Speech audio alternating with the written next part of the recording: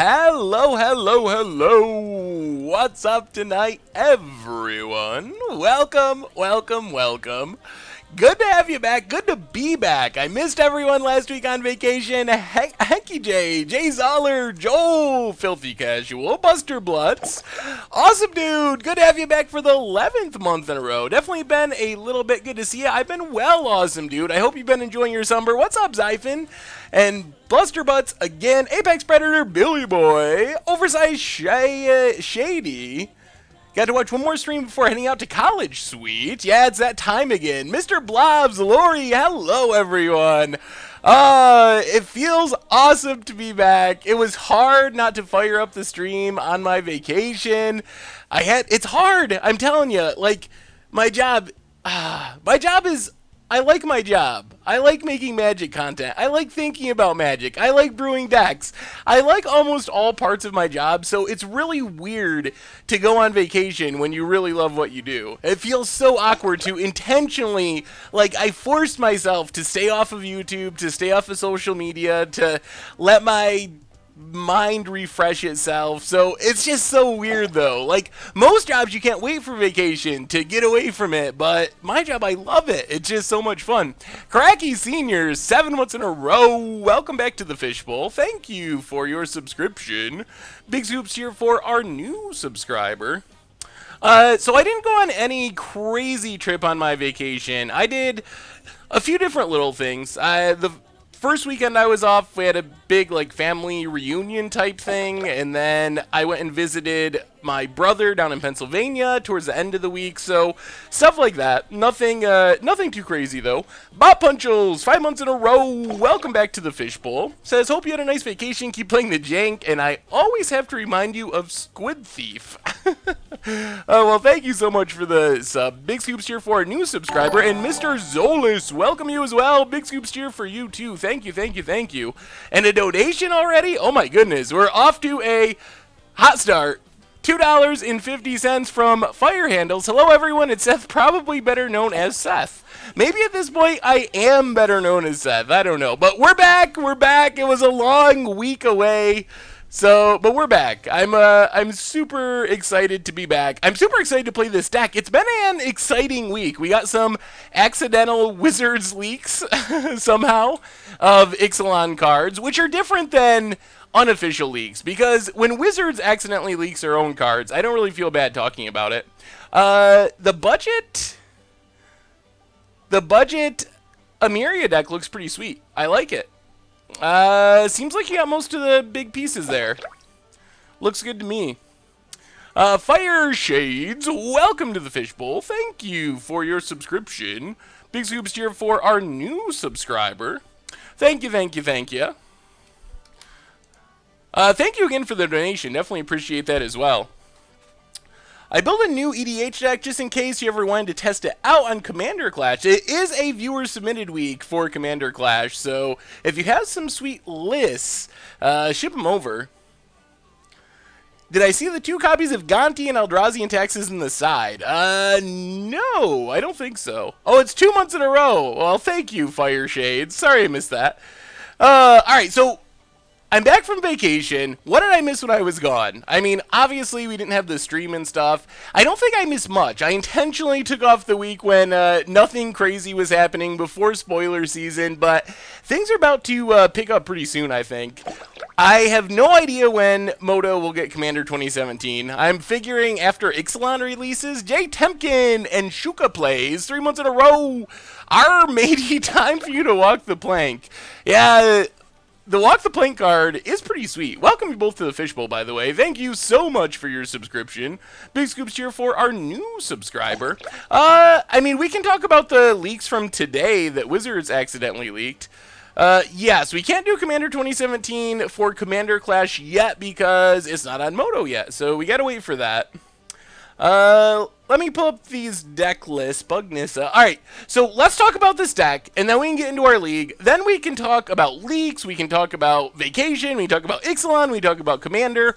Tons of catching up to do. So we're playing, I call this deck Thopter Whir. It's kind of like a Tezzeret deck, but really what this deck is about is we're trying to use Whir of Invention as the artifact Court of Calling to set up the Sword of the Meek Thopter Foundry combo. So if you're not familiar with this combo was banned in Modern, actually, for a long time. It used to be really good in Extended. If we can get a Sword of the Meek and a Thopter Foundry on the battlefield, we can just repeatedly sack the Sword of the Meek to the Thopter Foundry, which makes a whole army of 1/1 Thopters. We gain a life each time. It's not an infinite combo in the sense that we truly go infinite, but we get like 4 Thopters, 5 Thopters, however much mana we have. They jump block, they attack.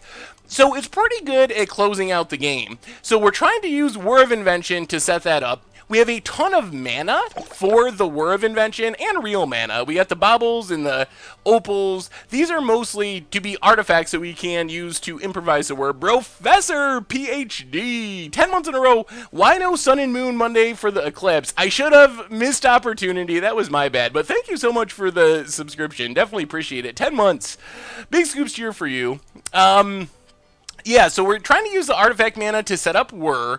We have a few tutor targets outside of the combo, like Pithing Needle and Ensnaring Bridge, that we can tutor up with our Whir of Inventions. Ensnaring Bridge to stay alive, obviously. Pithing Needle, kind of all-purpose. Pendant Prison is super sweet because it adds 2 mana from its counters and 1 mana from tapping it. So this lets us Whir basically on turn 3 to get a combo piece, so it makes our deck a lot faster.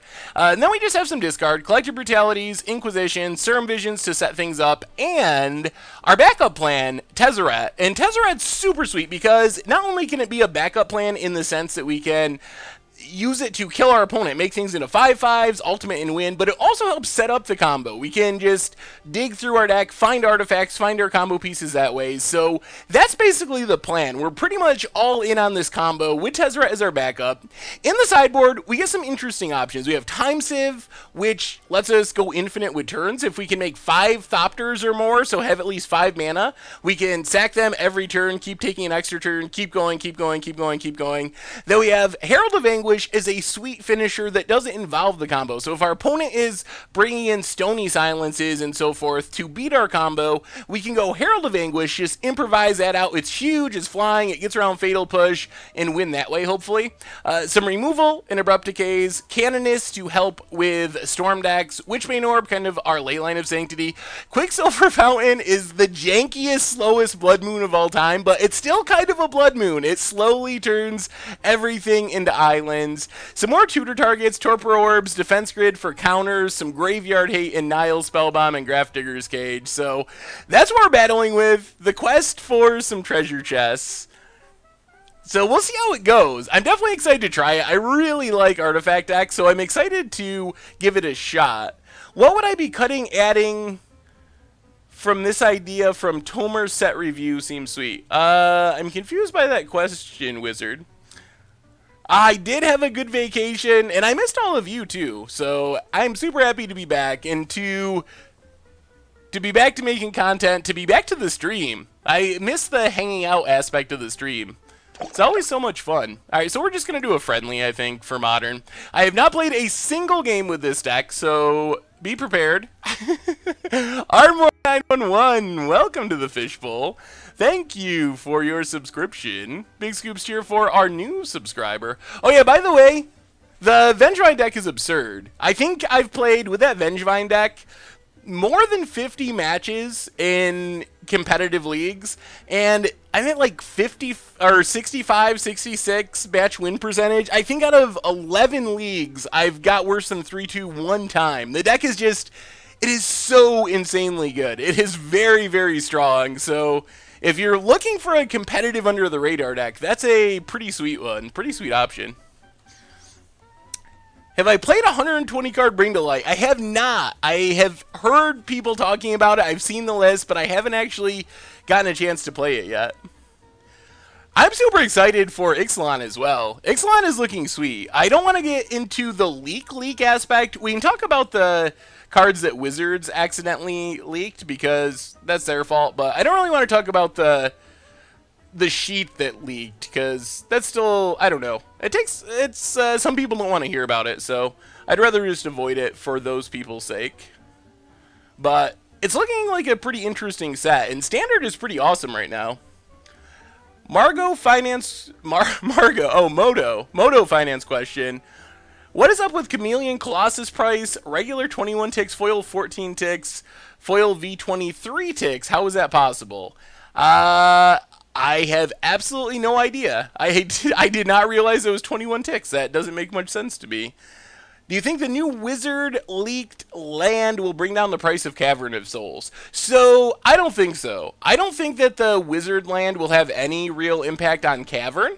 But it's a great budget option if you're looking to play like Slivers, if you're looking to play multicolor humans.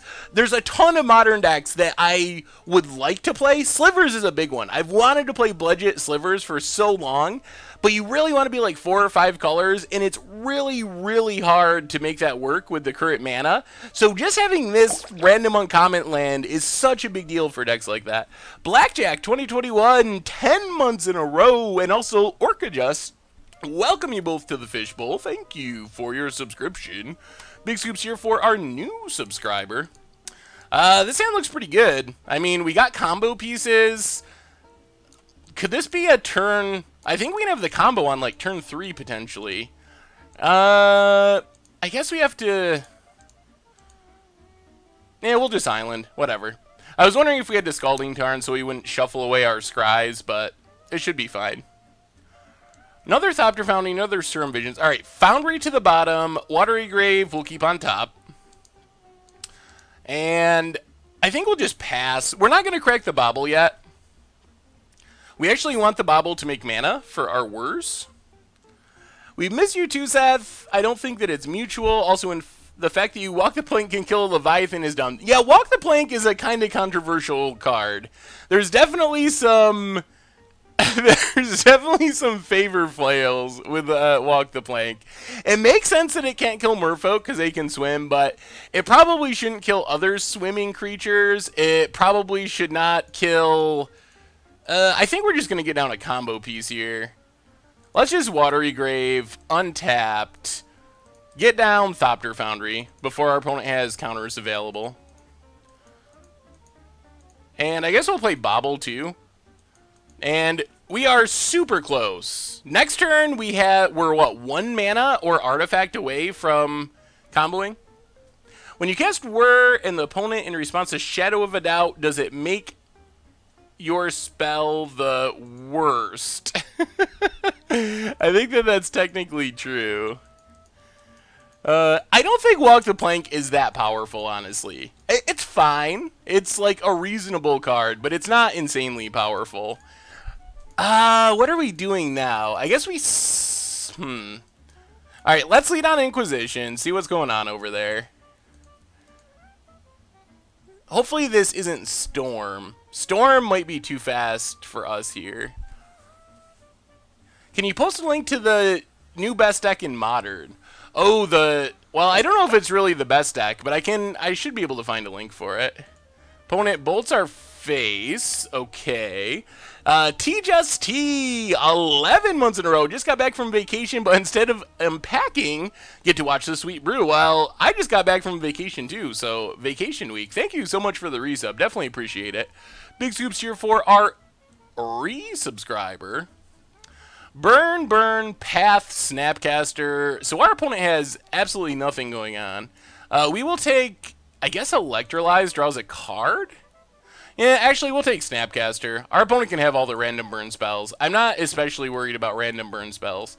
Play Scalding Tarn, crack Scalding Tarn. We just need to set up so we can combo next turn. So get our island, Serum Visions. Oh.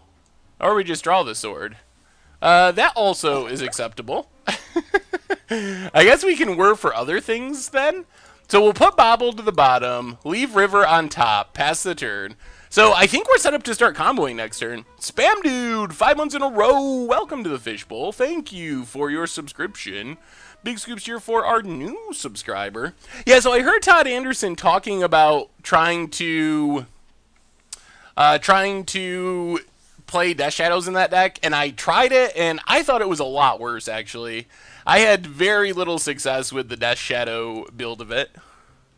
Why did the Invocation price skyrocket? As far as I can tell, it's because a lot of MTG Finance type people are buying invocations because they think they're underpriced. But I think it's mostly, I mean, maybe some of it's being sold to players, but I think most of it is just going to MTG Finance type people. All right, so combo assembled. So this means we get to start making Thopters. We're actually going to make one right now. So how this works, if you've never seen it before, Thopter Foundry, sack a non-token artifact, get a 1/1 Thopter. So we sack the sword, which whenever a 1/1 enters the battlefield, returns from the graveyard and equips to it. So we get to just keep doing this over and over and over again. Counter Cleric, 4 months in a row. Welcome back to the Fishbowl. Yes, I like these basic lands too. I actually, as I was building this deck for the stream this afternoon, I went out and bought these basic lands just because I thought they looked sweet. So, pretty excited. Always nice to spice up decks with new basics. Yeah, I don't know about the main phase Helix. I guess it doesn't, I guess they were playing around counters maybe. Our opponent probably doesn't know a whole lot about what our deck's doing. You know what? I think we just sack it again. We might as well just gain the life. Our biggest risk is going to be that we somehow get caught and burnt out. I mean, I don't think we can lose from here very easily. These are original basics, alpha basics, Masters Edition on Magic Online though. Best deck in Modern. This is a budget build without a sideboard. Ooh, went 4-1 in a league. I'm very interested to see this. Wildfire Eternal. Yeah. Oh, yes. Okay. As soon as I saw Wildfire Eternal, Army of the Damned. That is awesome. I gotta try that now. Oh, that looks super sweet. How do you feel about Legacy, Green Black Tron? Jeff Fooling has gone through to a better in all but 1 or 2 competitive leagues, said it's better than 12 post. I don't know what's up with Jeff's Tron obsession these days. Maybe it actually is better than Tron, or better than 12 post. I personally have a hard time believing it. Tron is specifically better at casting Karn on turn 3. It's actually very hard to cast exactly Karn on turn 3 with Cloud Post. But in every other conceivable way, I believe that 12 Post is better. So I don't know, but obviously Jeff's having success with it, so it's kind of working. Going well, Timothy. How are you? Oh, by the way, do I sound all right? I somehow, while I was gone on vacation, I came back and my headset was broke, so I had to order a new headset, and I ordered what I thought was the same exact headset, but I don't know. It somehow sounds a little different to me, so alright, I sound alright? Good. Hey, welcome, Total Mind Blank. Always good to have first-timers. Have you played Naya Allies recently-ish? Been my pet deck. Would love your thoughts on it. Dust Dawn does seem pretty sweet. I have not played Naya Allies in quite a while. Feels like... Welcome back to the Fishbowl, Jay Zoller. 11 months. Feels like at least 2 years of managing the Momir list. Yeah, it's only been 11 months, but... yeah. Can you not hear the music? Alright, let me turn the music up a smidge. It is going. It's just... really quiet. Can you hear it now? A little? Alright, opponent's passing. So we just do this until we win, basically. This is what the deck does. Steel Wolf, 11 months in a row. Welcome to the Fishbowl. Thank you for your subscription. Big scoops cheer for our new subscriber. So our biggest risk is that we somehow misclick.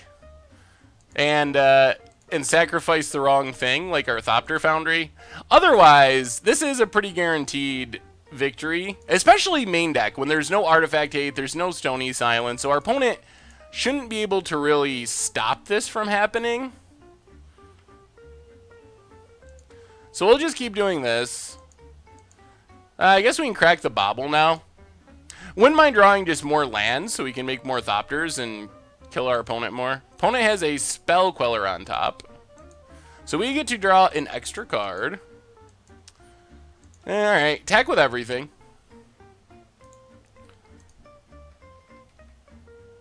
Yeah, there's going to be a ton of Tribal Matters stuff in Ixalan, which seems like it should be pretty sweet. We'll just keep making Thopters. We could be doing other stuff, but at this point, I think just making as many Thopters as possible is our best way to win. Opponent. Is it Snapcaster time?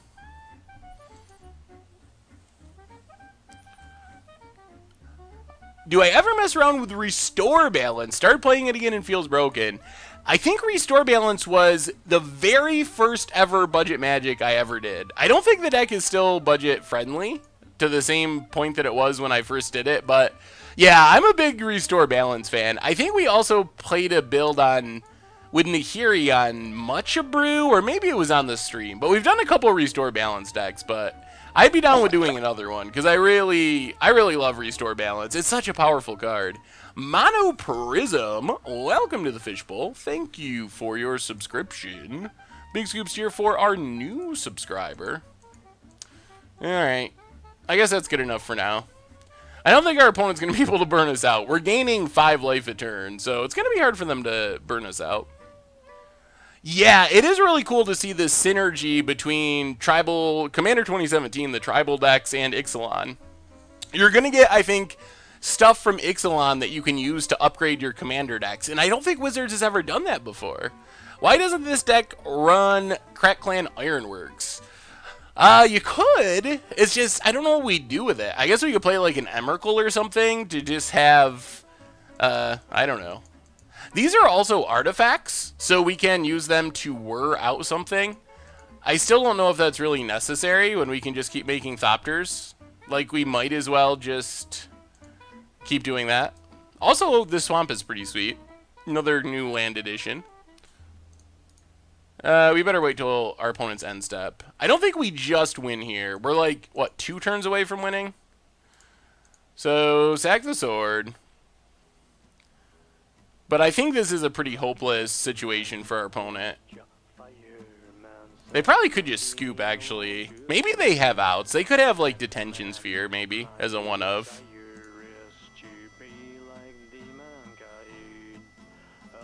So, we'll keep making Thopters. Keep bidding back our Sword of the Meek. And one more. The Helixes have kept our opponent from not being super dead. Yeah, but then we have Ironworks in our deck. I guess we could play Ironworks as just like a tutor target as a one-of. I don't know if we really want to be... I don't know if we really want to be built around Ironworks, but I could see one-of tutor target to speed up the process. I guess that minimizes the chances of the opponent drawing removal or something like that. Oh, Lord Biggles. Well, I hope your internet improves. C16 kind of to upgrade feel with Kaladesh. Brea Atraxa had great synergy with the set. Okay. Yeah, I guess that's kind of true. I think maybe it's just most obvious with the 17 decks, because we know the creature type matters theme is like the main focus of Ixalan. My vacation was pretty sweet by Polar Panda, although I did miss everyone, but it was nice to have a week off. I'm building Budget Burn. How do you like my substitution of Goblin Guide for Kiln Fiend? Can one-shot the opponent on turn 4. Kiln Fiend is definitely super powerful. It's a little bit more all-in than Goblin Guide, but it's certainly one of the most explosive cards you can have in all of Modern. I hope I get to play Inala. I would love to have that be my commander for the Commander Clash of Commander 2017. I expect there'll be competition. I don't know. It seems like a commander that Tomer would want to play. And our opponent scoops it up. We're actually in our very first game of the league, so we are now 0-0-1-0. Blue-white control. What do we want against blue-white control?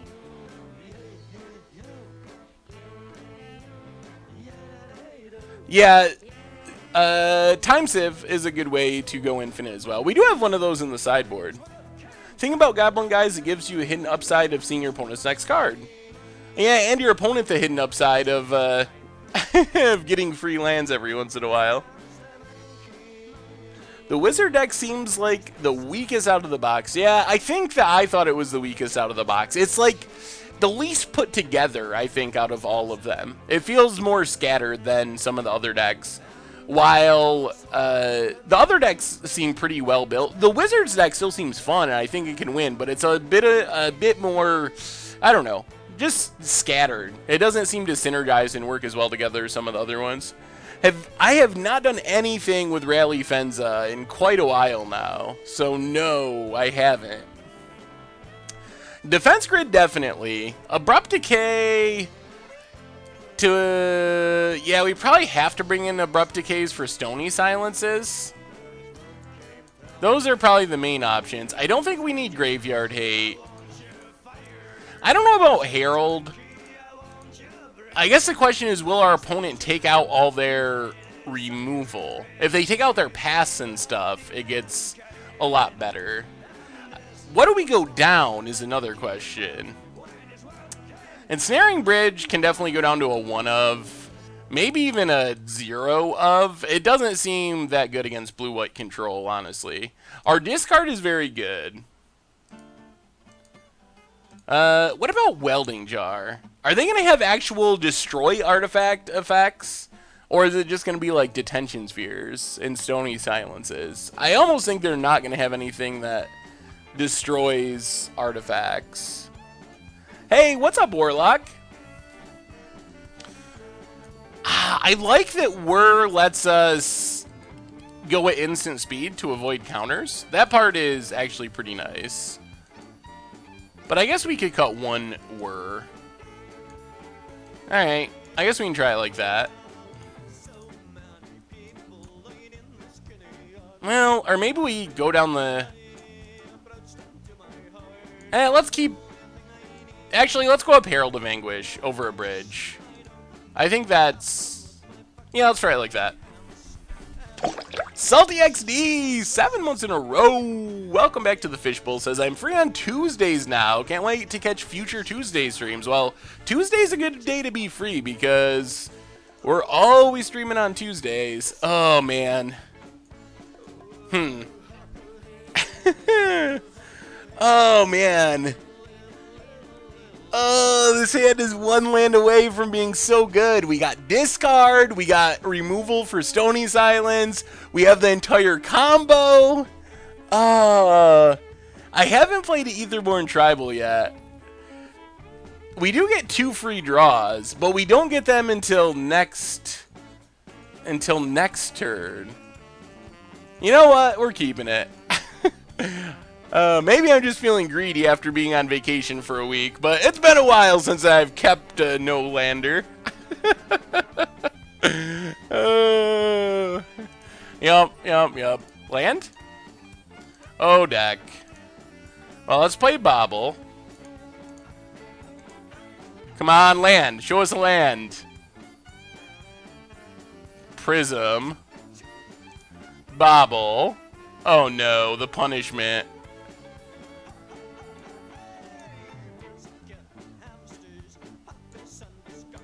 Okay. Oh boy. The kids are going to starve. Herald of Anguish, our one Herald of Anguish has got to be the worst thing that we could draw.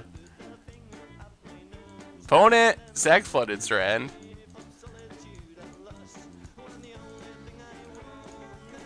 Alright, let's take a peek. Opponent's drawing. Geist of St. Draft. Good lord. We don't have an answer for that either. Was watching the stream, I saw you missed a Callistria trigger almost every time since you played the land after the trigger. Oh no. No! Whose idea was keeping this hand? I swear I said no. We shouldn't do this. I swear. Land? Whew! Alright. This actually, we have to Inquisition, because we can't get Geist. Geist would just kill us. Whoa! Jace Unraveler of Secrets. I have not seen that Jace in Modern. Well, we'll take the Geist, Spell Queller, Snapcaster, Land, and big, horrible Jace. Where can I find the details on Commander Clash user submitted deck lists? It's actually super simple. You can just either... Ooh, another land! Life is becoming much better all of a sudden. Spellqueller, Jace, etc., etc. What do? We can get a land and play Prism. We can just Serum Visions. We can play our first combo piece.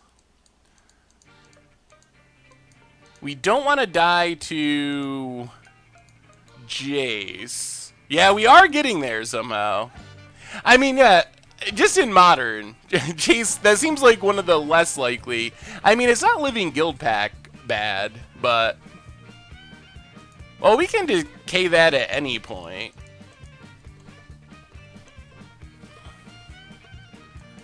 Alright, let's Scalding Tarn. I think we're just gonna Serum Visions. I think that's fine. Grab a Breeding Pool, untapped. Serum Visions. Land, Whir, River. I guess we keep both. Put on top. Put on top. Serum Visions. Ooh, there's a good Jace answer. Alright, put on top, put on top. Pass the turn. Yeah, we can always Abrupt Decay the Spellqueller if we have to. Yeah, Spellqueller can... Yes, that is true. Spellqueller can get our Abrupt Decay. Opponent. Passing. So let's just River of Tears and Pithing Needle. First time I've ever Pithing Needle the Jace Unraveler of Secrets. In my... Yep, alright. No Jace for you. And then I guess we just Prism? And pass the turn. This is actually looking pretty good for us now. We can actually just run out Herald of Anguish next turn, which is super big and scary. It gets around Spellqueller. I mean, we might just do that. Oh, we also have Whir. Alright, let's play the island and pass. Play the island, pass, and Whir. And then untap and Herald of Anguish if our opponent deals with the Whir. That seems like a good plan.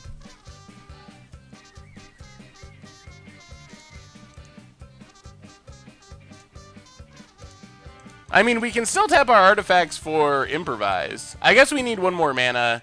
We have to Whir first, because we need one more mana to Herald of Anguish. Oh yeah, sorry, I got distracted with Commander Clash. You can submit them in the... Okay, opponent's gonna Colonnade. You can submit them either in the YouTube, just in the comments, or in the article on the Goldfish site.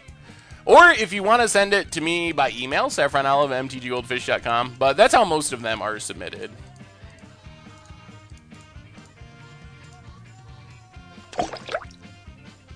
Actually, you know what? This is probably silly.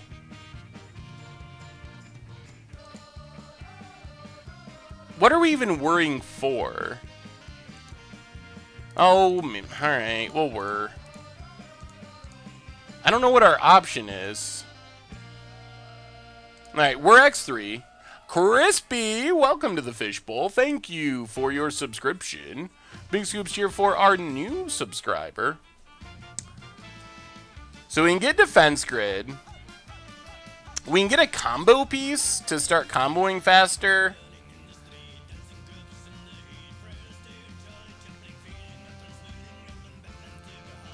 We can get a Bobble for card draw. Yeah, that's what I was thinking. But we already have both combo pieces. It seems silly to spend the Whir that way.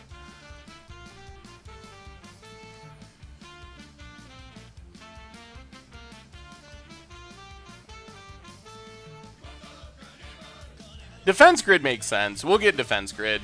We can get the combo going. Now that we have counter protection, we can get the combo going at our leisure. Ooh, and a bobble. Alright, play bobble.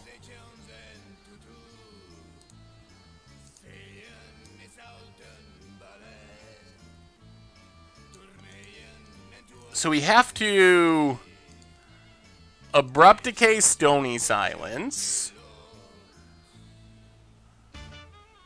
And then I think we just Herald and combo next turn. So add black. Oh, we gotta add both black? Alright, add black, add black.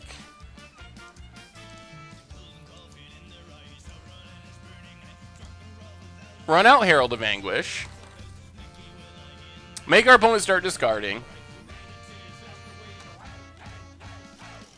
I can't imagine they have Path. That would be so unlikely. They discard the Jace. Let's see what they draw. Might as well. Serum Vision's on top. The keep idea was correct. Whoever said keep seems to be in the right. Opponent Serum Visions, tapping 2 mana for some reason. This is working out pretty well. The deck has felt really good so far. What do you got, opponent? What do you got? Oh, yeah. Can you do that? You gotta tap it to sack it. Another bobble. Well, let's just get in with Herald. Hit our opponent.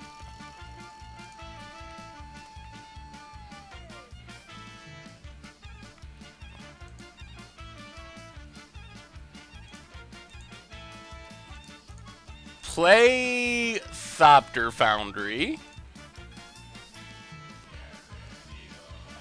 Opponent doesn't have mana to Spell Queller. Cost 3 more. Huh? Wait. Oh, I don't think they realized the defense grid actually stops that.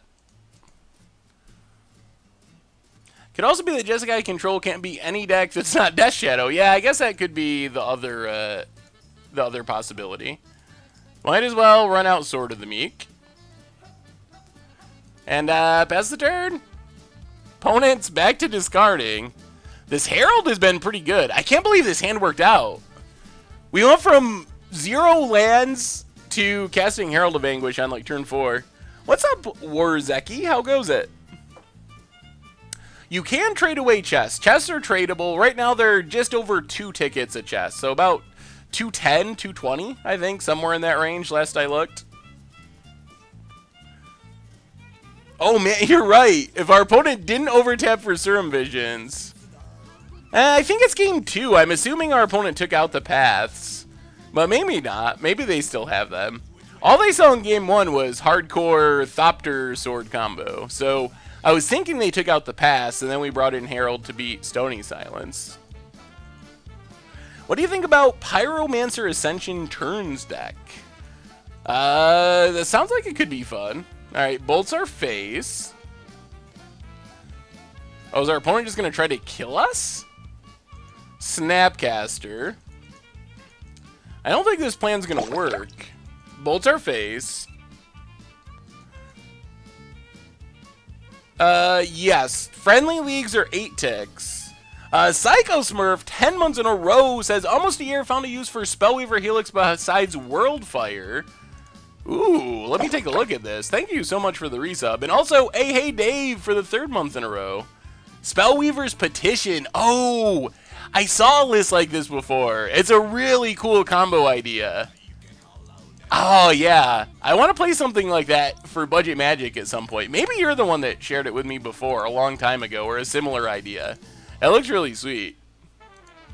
We are playing Thopter Whir. Also, Herald of Anguish is here.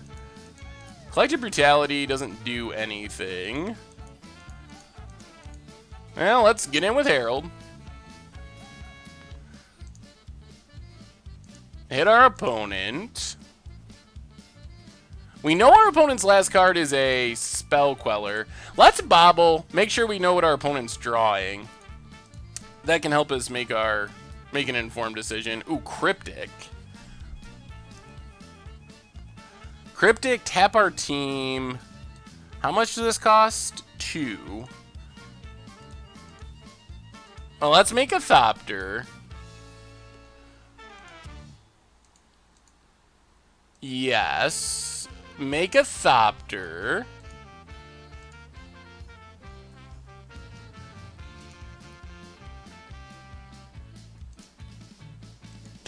And we'll just pass. Opponent has to discard Spell Queller. Man, this Herald has been so good. Pronunciation for Dummies. 7 months in a row in Stoneforge Mysticism for 11 months. Closing in on 12. I know we're going to have our first 1 year resubs. I gotta get something. There's going to be a reward for 1 year. I think Jennifer, Mrs. Mulligan, had some really cool, like, coins or something they gave out, but I want to have a cool reward for 1 year resubs. Do you have any ideas? What would be a good 1 year resub trinket? Just as like a thank you for all the support.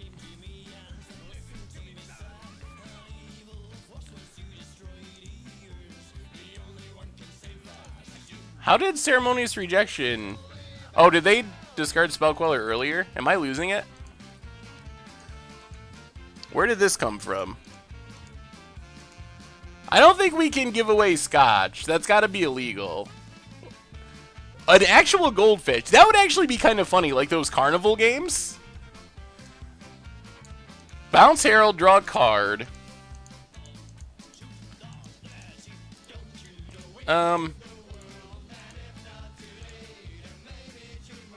Let's just kill this Snapcaster, I think.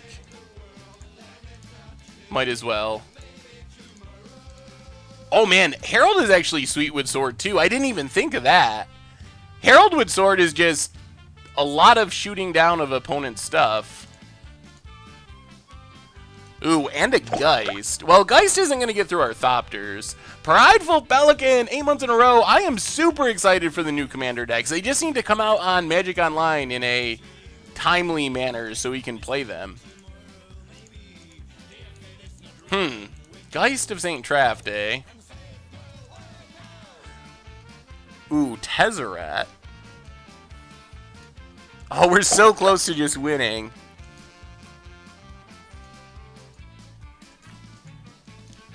Well, play Watery Grave. Also, Vertiloth 24 and Cartman 61616. Welcome you both to the Fishbowl. Thank you for your subscription. And Wazzy. Excuse me, so many subs tonight. Thank you, everyone. Welcome you all back to the Fishbowl. Thank you so much for your resubscriptions and subscriptions. Big soups here for all of you. Can we win here somehow? So we can tap all of our jank.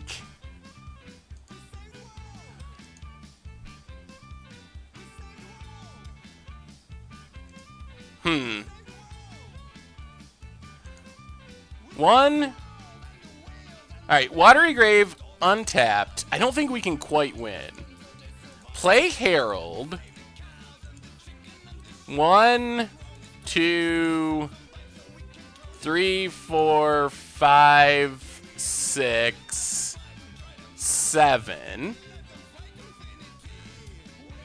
And then we can sack Prism. Get back our sword.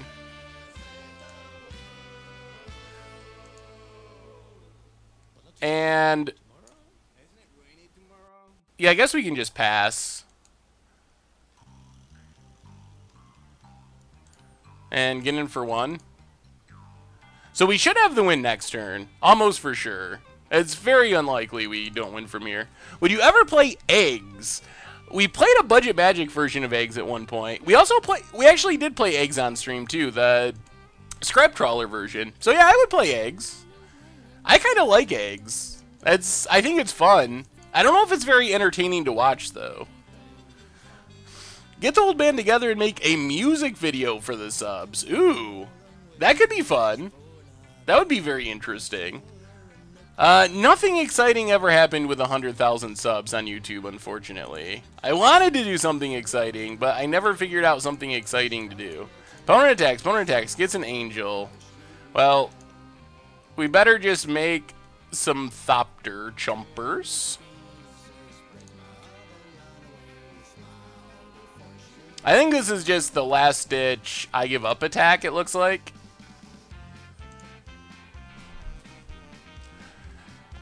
Do you see Taking Turns as Foretold deck on CFB? Yeah, I have seen that deck before. It does seem like the kind of deck that I would like playing. We've played Taking Turns, but never the As Foretold build. So block there, block there, block there. Don't really care if our opponent kills our Herald, whatever. I don't think it really matters if they drew a Bolt or something. So opponent loses everything. We have a huge board of lethal creatures. And even if they kill Herald, we can just Tezzeret and win. And we got the GGs.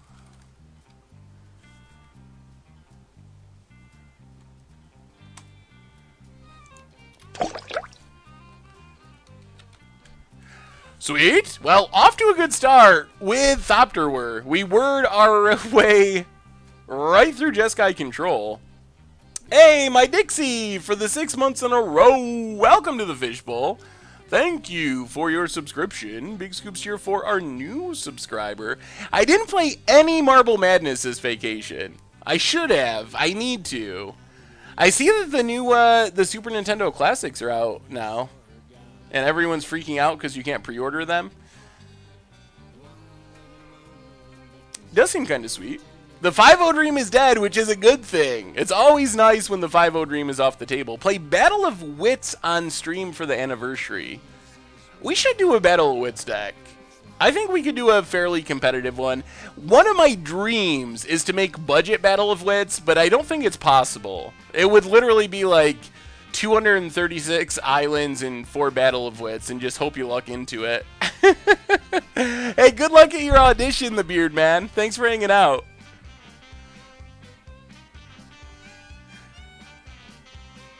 Can you email me questions on the P.O. Box signing and card stuff? Sure. saffronolive@mtggoldfish.com.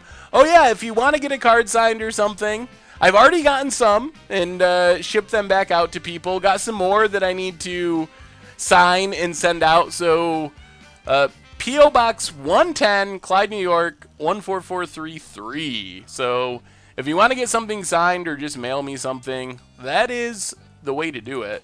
All right, up to 1-0. Good start with Thopter Whir. And, all right, I mean, this is fine. We got a Serum Visions, got a bunch of cheap artifacts, got no combo pieces, but we can find them. Our first match went pretty slow. We've been doing a lot of chatting, so that's why we're only through one match in like 45 minutes. Am I a ginger? No, mostly blonde. Oath of Nissa. What is happening? Oath of Nissa, Misty Rainforest. Is this Naya Planeswalkers? I think I saw this in the 5-0 leagues. If it is that deck. It looked pretty interesting. Let's Serum Visions. Not great lands. We do have Prism, though. That might be our plan. I guess we put Sword to the bottom, Inventor's Fair to the top. Pass the turn. I guess it could be some sort of crazy Saheeli combo.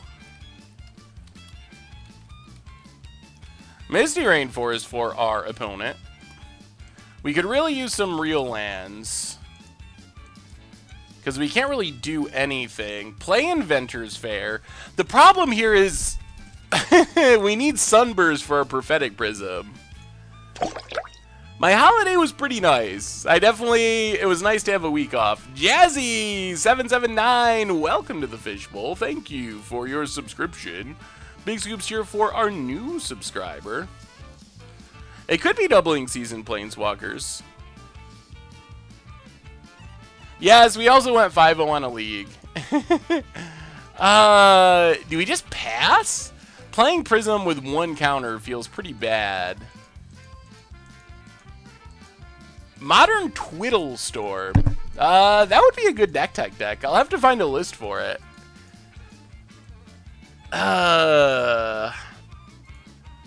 This does not feel good. All right, let's just pass. I feel like we can't get full value out of anything here. Pass the turn. Tree folk, eh? Ooh. That looks pretty competitive. Not very many Dorans. Doran seems like one of the best tree folk. Think twice. What is going on? Is this Bant control?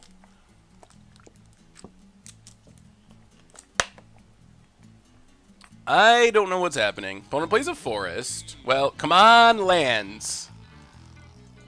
Ooh, that's a Watery Grave. Alright, Watery Grave, untapped. Play Welding Jar. Play Prism. 2 counters. And... I guess there's no reason to needle yet. Pass the turn.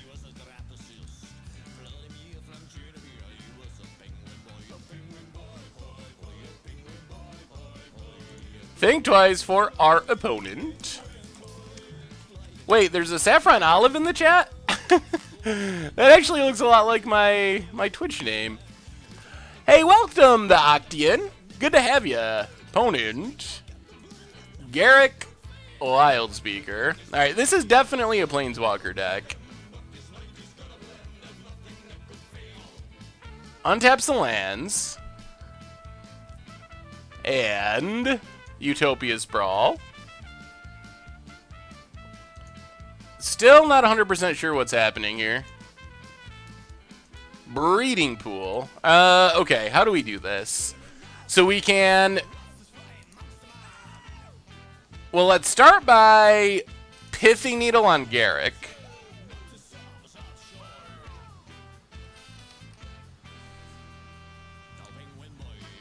So keep Garrick from doing anything. Breeding Pool.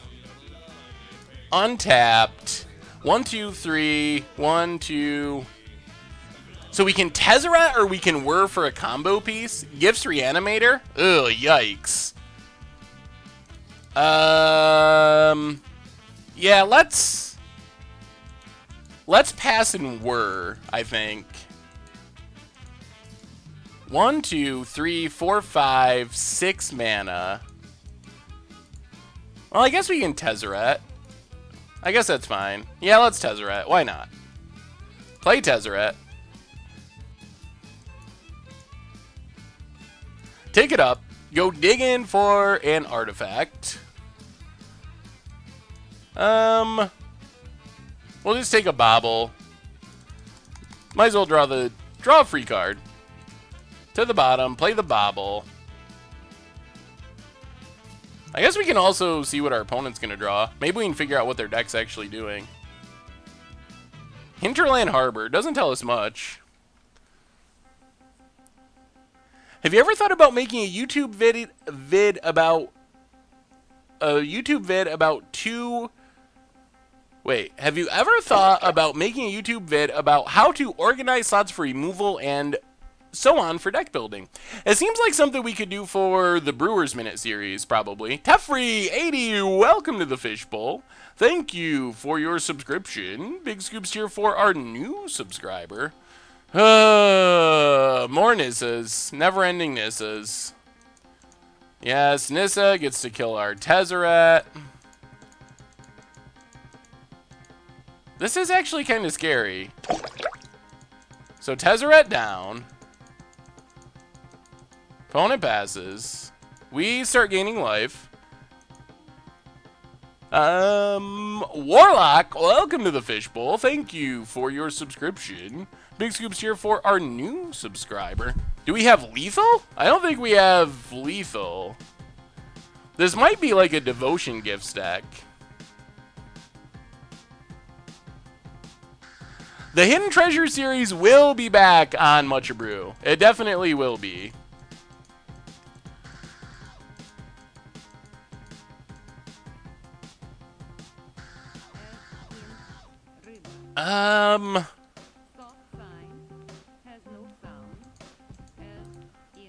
So play Mishra's Bobble.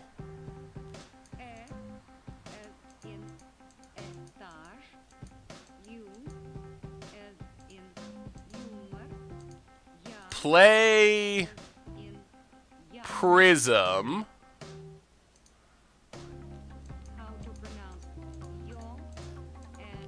And pass the turn. So I think we got a Whir here. Man, I'm very confused by what our opponent's deck is doing. Whir for bridge, you think? I guess we could Whir for bridge. Why didn't I take the sword off of Tezzeret last turn? I'm very confused by what our opponent's deck's doing. For some reason, I'm kind of thinking that they could be an Elish Norn deck. And if they're an Elish Norn deck, then our plan of making 1/1s isn't very good. Ugh. Opponent's going to draw approximately 1,000,000 cards. Are we going to lose to a Nis Emblem? Oh my goodness. Cracks it. Yeah, we got to get to the point of ultimating, unfortunately. Getting after it. Welcome to the Fishbowl. Thank you for your subscription. Big scoops here for our new subscriber. Opponent draws, opponent draws. Yes, yes, yes. Million draws. Fifth Dawn. Yeah, we already talked about Mirrodin Block, actually, but I think there's probably more stuff we could talk about from Fifth Dawn. Utopia Sprawl, sure.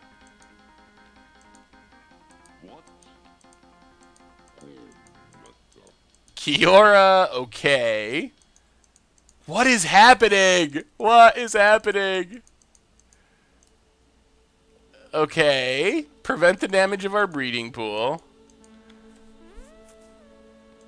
So I guess we have to remove a lot of counters, but remove a counter, remove a counter. 1, 2, 3. 1, 2, 3. And I guess we might as well tap that too. We're X4. So I think we just got to set up the combo, I think. Take the sword. Yeah, take the sword.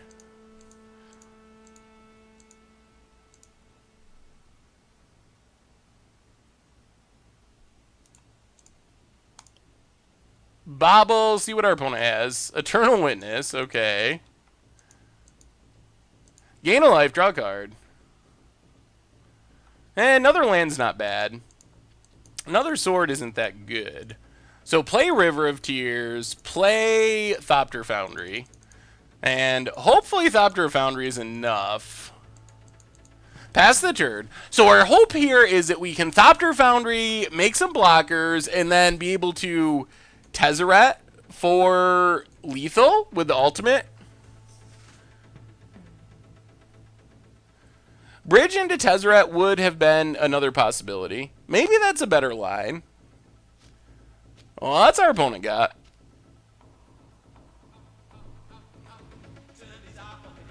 Glad to be back, Ken. Eternal Witness. Yup. They're just going to get back a land and draw cards. Maybe they have Emrakul. I have no idea what our opponent's deck's doing. Maybe we should be trying to play around Emrakul. Misty Rainforest for our opponent. Favorite Shard Wedge? Probably, oh man, maybe Grixis or Esper. Something with blue and black, most likely. Have a version of this deck that uses Tide Hollow and Hangerback. Ooh. Sounds like a sweet build. Opponent. More Planeswalkers, I presume. Oh, okay. Oh, is this a... I do not understand what's happening. I don't understand. Are we losing? Is that what's happening? Is this an extra turn deck? Is that what this is? Oh, my lord. Dick Tugnut, 10 months in a row. Welcome to the Fishbowl. Thank you for your subscription. Big scoops here for our new subscriber. Alright, well, I think we're actually dead then. Well, now we know what our opponent's doing. That makes a little more sense. Opponents drawing a million lands. They're playing a lot of planeswalkers that you don't normally see in this deck. Kiora, also Big Nissa. Those are not the planeswalkers I'm used to seeing.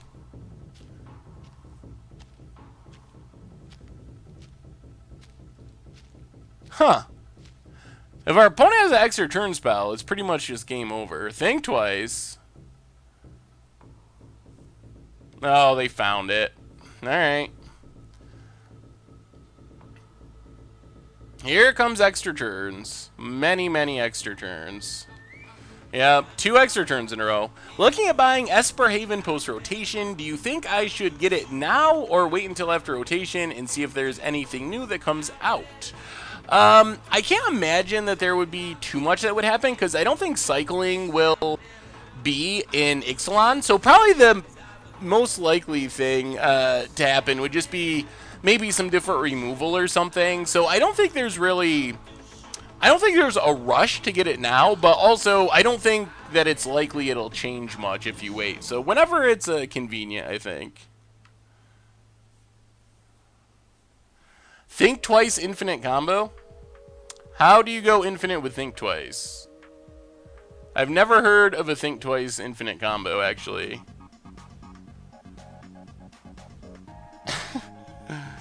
Alright. I guess we could sit through it. I mean...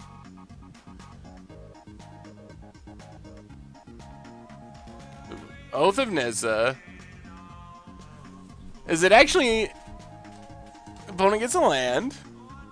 Instant deck tech, Grixis or Esper Delver. Ooh, we did a Delver deck not that long ago, but we could do another one. We have answers in our sideboard to Stony Silence, and also Herald of Anguish to just play around Stony Silence.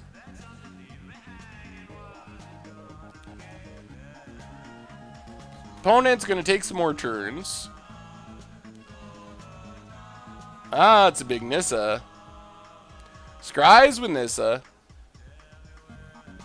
Yeah, I don't know. Some parts about this deck seem a little bit awkward. Not sure about playing the bad Planeswalkers. I think Narset is very good. Garrick's probably necessary. Nissa's a fine one-of finisher. Oh, our opponents, they're playing something... Huh. They're playing some very interesting hybrid deck. Doubling seasons, extra turn spells, any crazy thing they could find. Just throw it all together. Would Bridge have brickwalled them? Probably unlikely. I assume that one way or another they would be able to get around Bridge. Alright, Samet the Tested. Yeah. Our opponent's deck is super interesting. I wonder if this can be better than...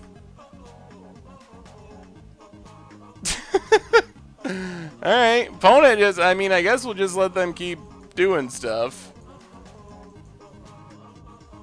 Venser, Tameo, draws some cards. I guess our opponent could either timeout or deck themselves as they are doing this. Okay, this is not... Yeah, alright, I'm sorry. I'm actually a little bit disappointed now because this isn't extra turn deck. This is just an opponent that... This is just an opponent that's... How does... Oh, what happens if someone just plays a Goblin Guide? Oh, yeah. I can't imagine the look on this deck's face when opponent just goes Goblin Guide, attack you, go. I assume you just scoop. Like, we've seen their entire deck, essentially. And it is a lot of really slow planeswalkers, some random extra turn spells, and and Think Twices. So they're just playing a... Alright. I have no idea what's happening. Our opponent is definitely living... Our opponent is living the dream. That is for sure. Yeah, Blink, Eternal Witness. Alright, now we're scooping. I'm not going to let our opponent go through and see our deck. That's not... Now there's a legitimate strategic reason. We let our opponent have fun, but we're not going to let them just exile away and look at our entire deck with Ashiok. That would be detrimental to our chances of winning. And we also got to see our opponent's entire deck. So the value of not scooping earlier was that we know that they're not the Bant extra turn deck. They are playing some Time Warps, but they are just... I don't even know. I don't know what's happening. I still don't understand what's happening. Let me see, awesome dude. I have not played a Neheb deck, but I've seen a couple that look pretty sweet. Ooh, I might play that. Awesome dude. Maelstrom Wanderer is a super sweet commander. Any chance to make a vid about Training Ground Rebels deck?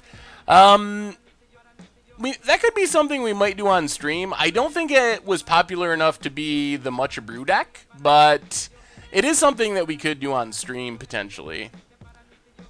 Alright, so how in the world do we sideboard against this monstrosity? My brain hurts. I have no idea what to do. Maybe we just lose. Yeah, we definitely got outlived, outjanked. Severely outjanked. How much after expense cash would it take to get you to a nearby opener GP with a community chosen deck? Ooh, I've never thought about that. Playing a community chosen deck could be sweet. Yeah, we definitely want the other Pithing Needle. Herald of Anguish, I guess, seems reasonable. Our opponent didn't appear to have any removal. Witchbane Orb doesn't seem great. Quicksilver Fountain, does this stick it? Well, they have Oath of Nissa, so it doesn't do anything. Torpor Orb, not good. Defense Grid, not good. Graveyard Hate, probably not good. Abrupt Decay, they could have Stony Silences. Maybe we got to bring in an Abrupt Decay, but it doesn't seem great. Now we have to cut things. I don't know if Ensnaring Bridge actually saves us. We can leave one, go down a Whir of Invention, go down a Welding Jar, and Collective Brutality actually seems pretty bad. Collective Brutality doesn't seem like it does anything. So maybe we keep the Welding Jar. Because that can't take a Planeswalker. Alright, let's try it like that. I don't think Canonist is actually good. I think if they get to the point where they're casting like 5 Planeswalkers in a turn, we're dead anyway, if it gets to that point. I think we gotta just keep it from getting to that point. Alright, well this is close. We got a Needle, which is good. We have some ramp, and we have 1 combo piece. So we need a Whir, we need a way to get our sword, basically. Yeah, I think we have to bring in the Decays just in case they have Stony Silence. Breeding Pool for our opponent, untapped. And, what, ramp? There's Utopia Sprawl. Well, crack this, grab a Breeding Pool. So we can ramp a lot. Man, Herald of Anguish might actually be our best draw here. We do need something...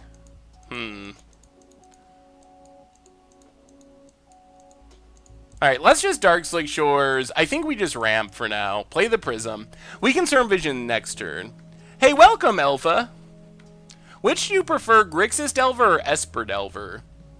I'm not very familiar with the merits of Esper Delver, so I'd probably go with... I would probably go with Grixis, just because I'm most familiar with it.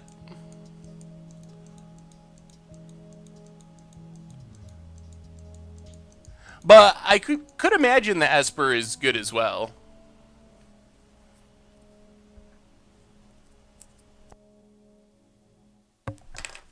More Oath of Nissas. First one got a Misty. So Oath of Nissa finds Party Jace. This deck is playing it all. Any Planeswalker you could imagine. Scalding Tarn. Alright, Scalding Tarn, crack it.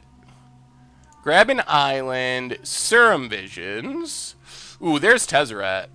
That is a card that we want. Watery Grave to the bottom. Tezzeret to the top. And now we will play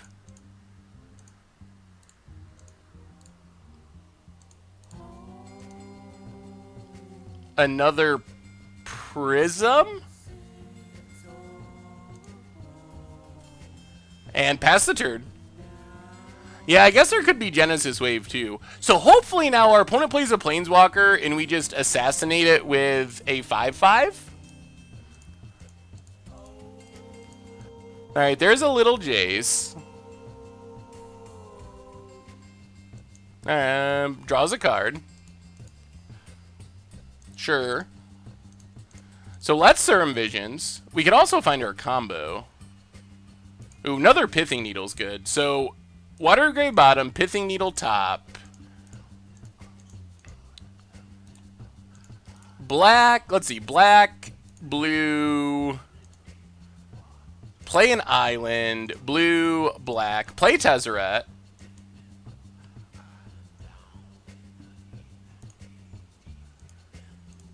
Turn Prism into a 5/5. And actually, maybe we just ignore the Jace and kill our opponent. They only get one more draw. Hit our opponent. So we actually have lethal next turn. And I guess we can actually just Pithing Needle. Opponent cracks Misty, down to 9.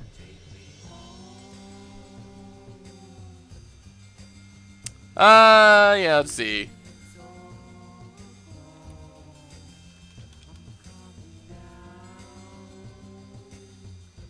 Yeah, whoever's using the Saffron Olive name, probably good to, to chill out a bit, or you might have to be muted for a little while.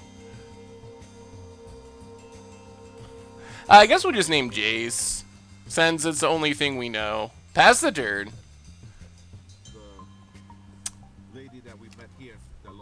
Well, it's usually pretty rare that we have problems, and we do have mods. Jay Zoller is mod of the year. So opponent gets a Garrick. I could, and if I had, I would help her out. A person that lost everything. They might just have to make a beast to not die. 2 bags of chips. I can't say no. Hey, good job, Stu. I really can't. Awesome, dude. Thank you. I will definitely consider it for Commander Clash. Opponent untaps. Do they not realize the risk they're at? Alright, Eternal Witness. Gets back Oath of Nissa. Temple Garden. Tapped. Oh, we're so close. So let's Pithing Needle on Garrick.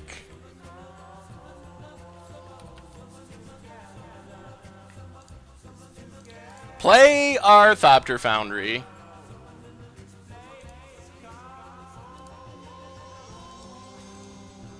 Make Pendant Prism into an attacker. Everything in our opponent. So they gotta chump just to stay alive. I think we're good. Opponent blocks. And yeah, we'll play Scalding Dart, pass the turn. Alright, opponent, here's your chance. You gotta do something big here. No doubling season.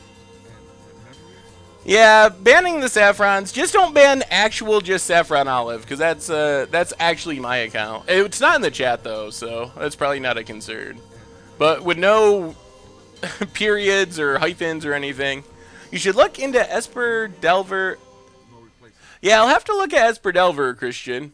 It seems like it could be a cool deck.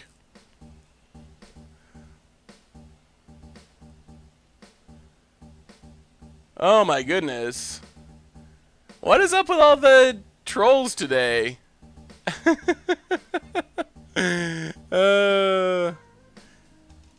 It's Troll Central.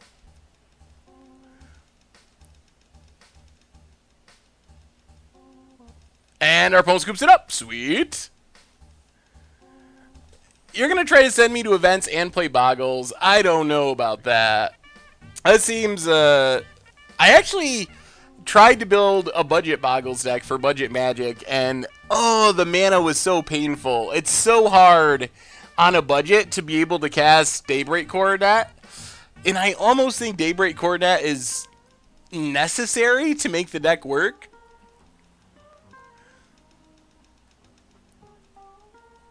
Maybe, in fact.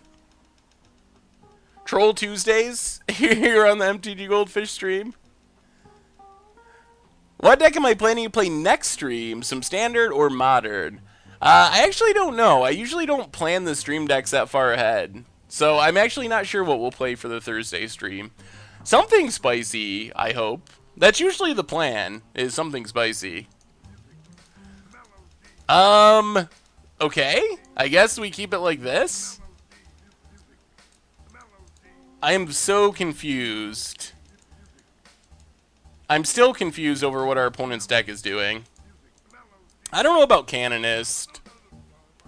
We could bring in Time Sieve to hoist them on their own petard.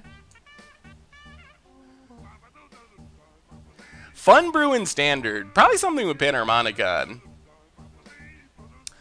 I'm sure there might be some different ways to make budget Boggles. You just lose out on some of the most powerful cards. I tried Mono Green.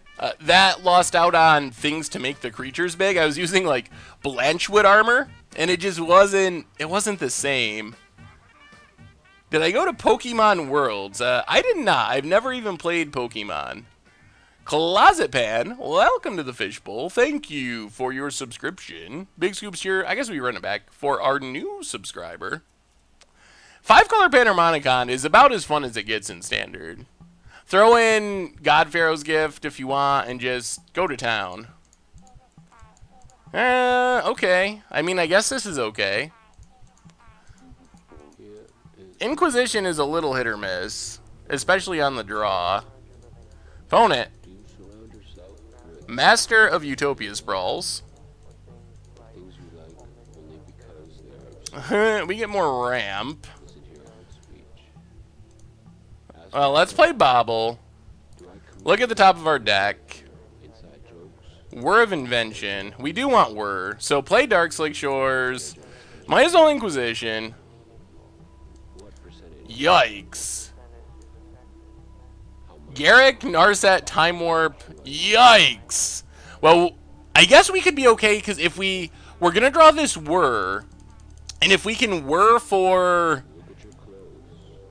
Pithing Needles to stop the Planeswalkers, then we might be good. Temple Garden. Opponent plays it tapped. They drew something? Oh, no. Jeez. Oh, boy. That was a good draw. Sword of the Meek. Well, that's Scalding Tarn. Crack Scalding Tarn. Oh, boy. This is going to be close. Get a Breeding Pool. Untapped. Play our Prism. Pass the turn.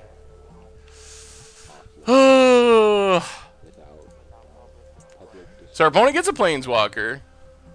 It's Garrick. And then a Planeswalker. Oh, man. This is...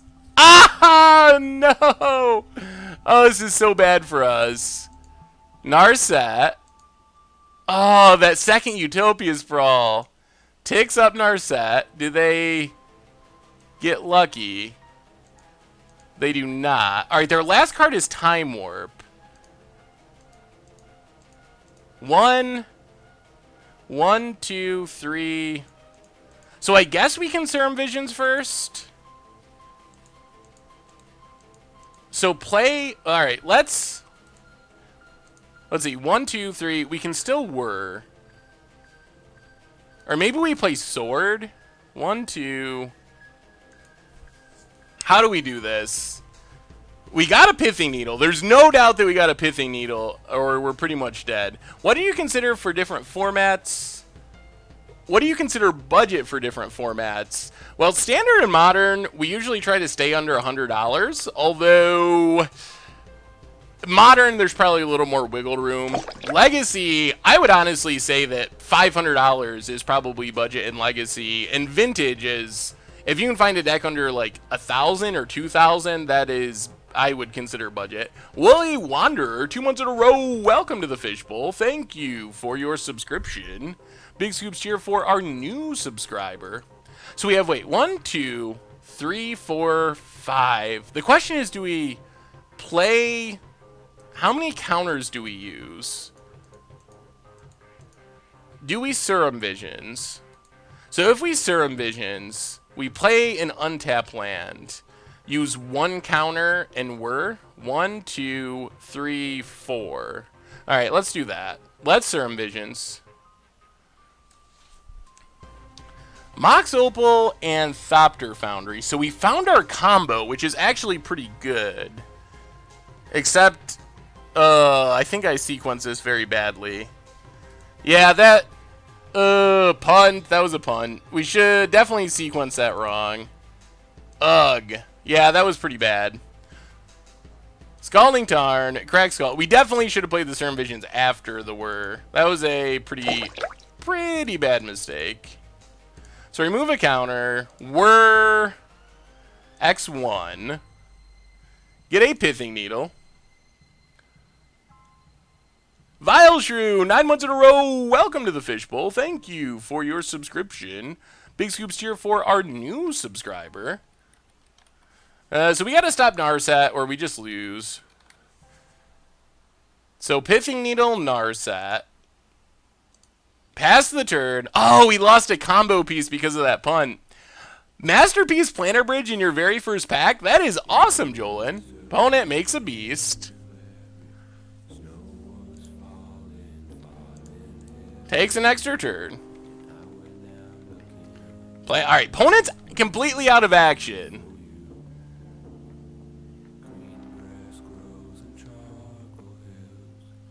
What did they draw? No, you gotta be kidding me. Seriously, world.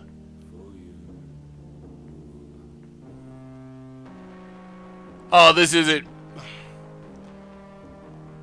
Visit!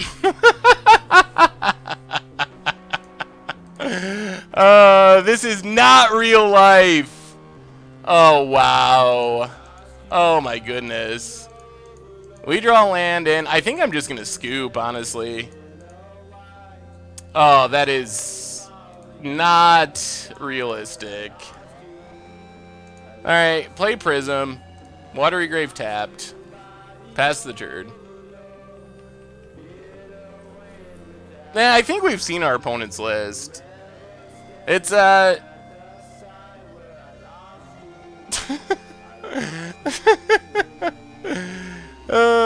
yeah. I mean, it's a fun against the odd style deck, but it's not a competitive deck by any stretch. Alright, and we're not going to sit through this again. Yep, good game, good game. That was super frustrating in a whole bunch of ways. So that's, yeah, I mean, it's fun to see cool decks go off, but there are good Super Friends decks, or at least somewhat competitive Super Friends decks. If you want to play this deck, just play Blood Moons. I mean, the problem with this deck is it looks okay right it looked okay right here, partly because our opponent got lucky and partly because we punted. But if you look at what our opponent's doing, literally, if someone plays a Death Shadow, if they play an Eldrazi Temple, if they play a Goblin Guide, and those are like all, if they play any small artifact creature from Affinity, you literally lose on turn 1. So it scoops to every popular deck in the format. It's a cool idea, but this implementation is just way too slow and inconsistent to really have a chance. All right. So on to round 3.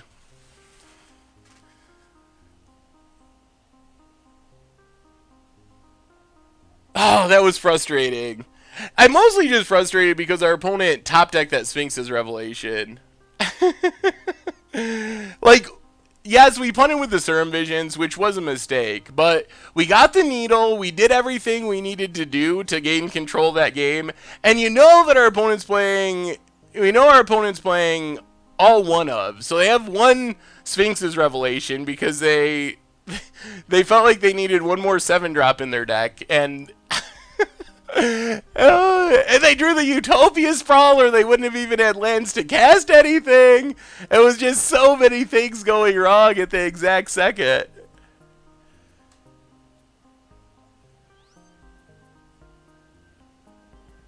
Alright, so down to 1-1 with the Thopter, unfortunately. I think the 5-0 dream, the 05 dream is dead. I don't know if we can keep this. This hand, I guess if we bobble into a land, we get a quick Tezzeret, and we have Ensnaring Bridges. Maybe that's good enough? We are on the draw. Yeah, alright, we'll try it. What would you suggest trying to break into Modern for the first time? Oh, thank you, Jay Zoller.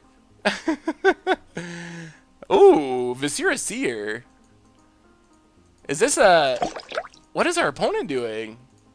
Interesting. You don't see basic Swamp Viscera Seer very often. Not thrilled. Welcome to the Fishbowl. Thank you for your subscription. Big Scoops cheer for our new subscriber. Alright, play Bobble. Take a peek. This hand is just... There's so much upside with a turn 3 Tezzeret that I think it's good enough. Zulaport Cutthroat. Alright, we're just going to Needle Viscera Seer, I think. Is this like Mono Black Aristocrats? Thraben Raven! Welcome to the Fishbowl. Thank you for your subscription. Big Scoops here for our new subscriber. Why is this not working, Moto? Alright, there we go. Viscera Seer, Needled. Not Pithing Needle, Needled. Pass the turn. Will I play your Wildfire Eternal deck? I might try to build a Wildfire Eternal deck. I don't know if I'd play exactly that deck, but I like the idea of it. It seems like a really, the idea of it seems really fun. I like the Army of the Damned and Enter the Infinite. They seem like really good targets for it. Opponent gets in with Viscera Seer. So I think I might mess around with something that's based on your idea. Alright, down to 19. Ooh, we are getting lands, which is good. So Breeding Pool untapped. Play Prism. We can also just get empty-handed, potentially, and Bridge. Although, if our opponent can sack their stuff, we still could lose. Pass the turn. Do you think there's an opportunity for Sword of the Week, Meek, and Mechanized production? So I think you could play Mechanized production as a finisher. The problem is you'd be putting on a Thopter token most likely, and it would be pretty easy for the opponent to just Path or Fatal Push. So I don't know. I think you could do it and it would be fun, but I don't know if it would actually make the deck any better, more competitive. Opponent gets in, down to 15. Boom Bust is a super powerful card. Probably a little underplayed. Ugh, more Cutthroats. Yikes. That is a lot of Cutthroats. Inquisition. So we play Tezzeret and take... and they get a free card? Oh, boy. Well, let's... none of this is ideal. What do we do? Frizzler, that Sphinx's Revelation off the top. I can't believe it. I thought that the Whir for Pithing Needle to keep Narset from going off would be enough, but the deck was super spicy. I'm curious to know how it does against decks like Burn or Affinity or anything that's aggressive, but it looked like it was a blast to play. It reminded me of the Double Moon Planeswalker deck, except without Blood Moons and with extra turn spells. Well, I guess we just Inquisition and see what happens. Oh my goodness. That is a lot of Zulaport Cutthroats.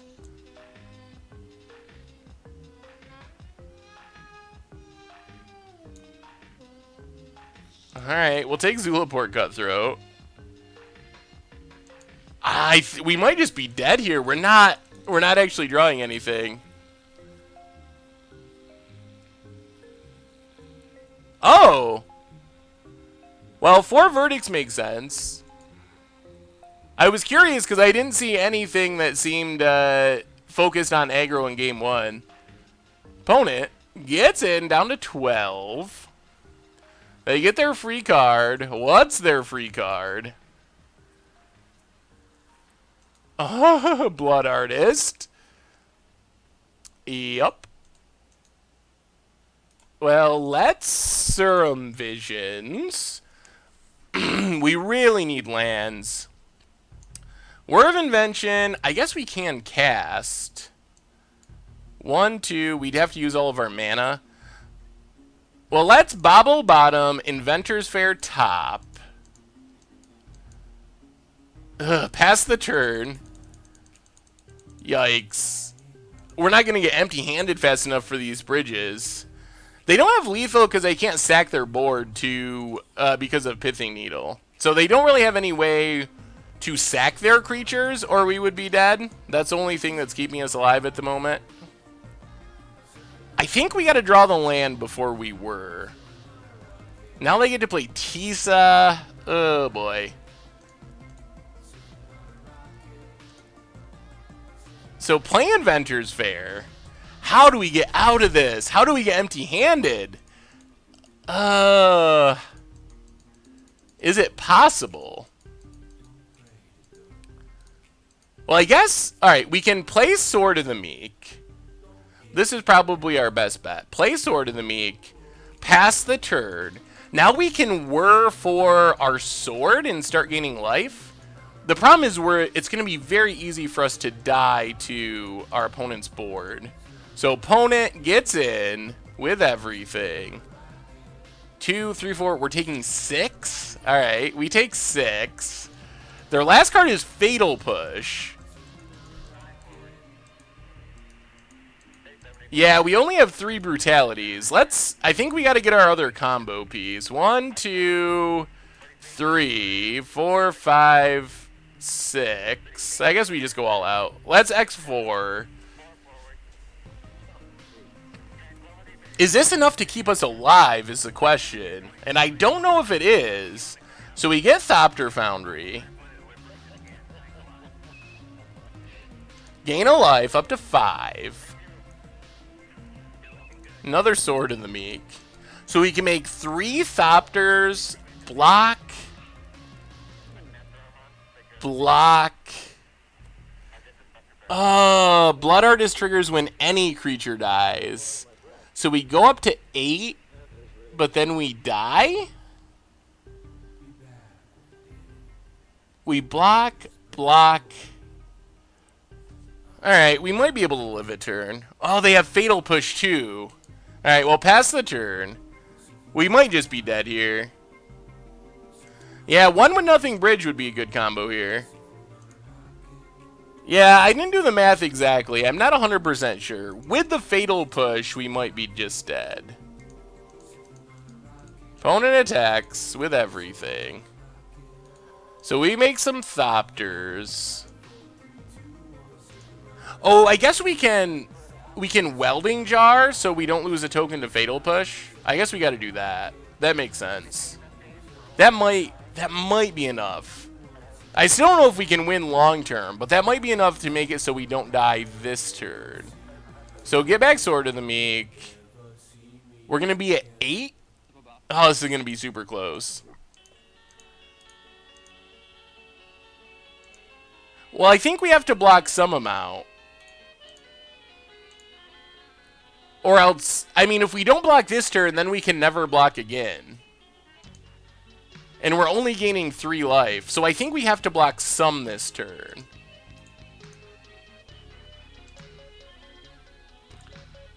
Sacrifice the sword.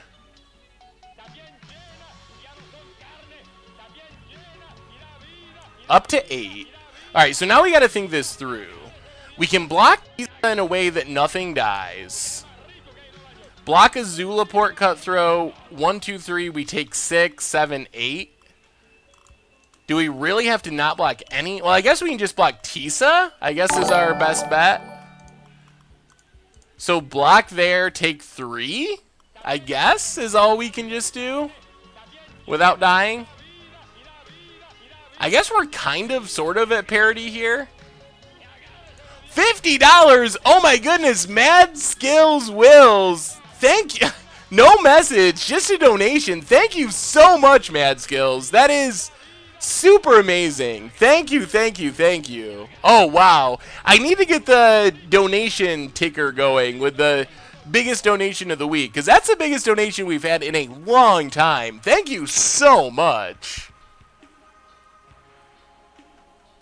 Alright, down to 5. Fatal pushing their own creature doesn't just kill us, though, does it? I don't think. Oh, what's our opponent got? Opponent passes. We gain a life.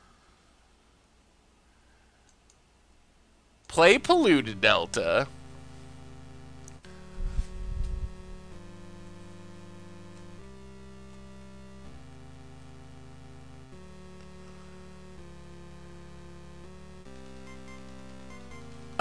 Hot Flames! We are 1-1 at the moment. We lost to a super crazy spicy Planeswalker deck. What do we do now? Still not a great position. So we can...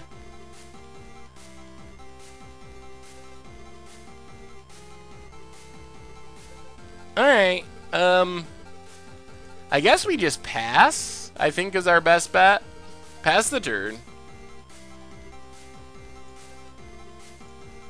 I guess we're like sort of at parity until our opponent draws something.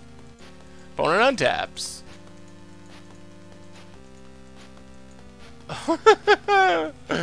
Another Blood Artist. They just keep coming.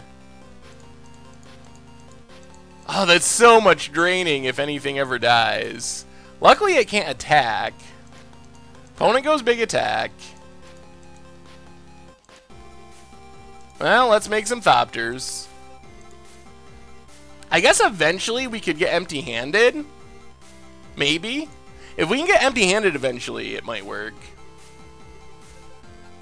Our opponent can't sack because we have a Pithing Needle on Viserys here at the moment. So they're kind of stuck from sacrificing their board until they find another sack outlet.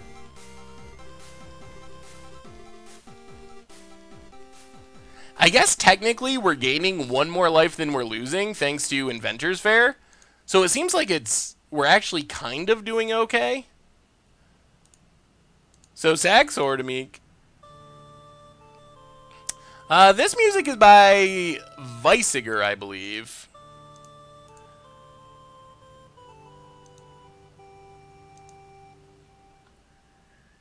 So block.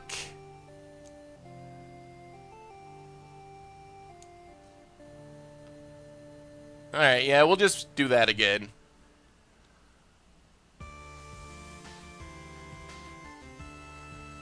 Down to 6.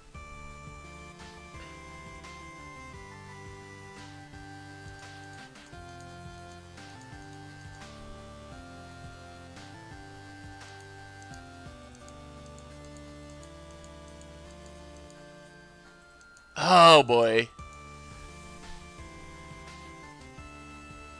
Yeah, that would be awesome if we could stick a Tezzeret. Well, let's crack. We need our mana for more Thopters. Get an island. Keep going. Sack Sword. If our opponent killed their own creature right now, we drop to 1, which would be... Oh my goodness. Oh. I think we die now. Yep. Well. Huh. Alright, you learn something every match.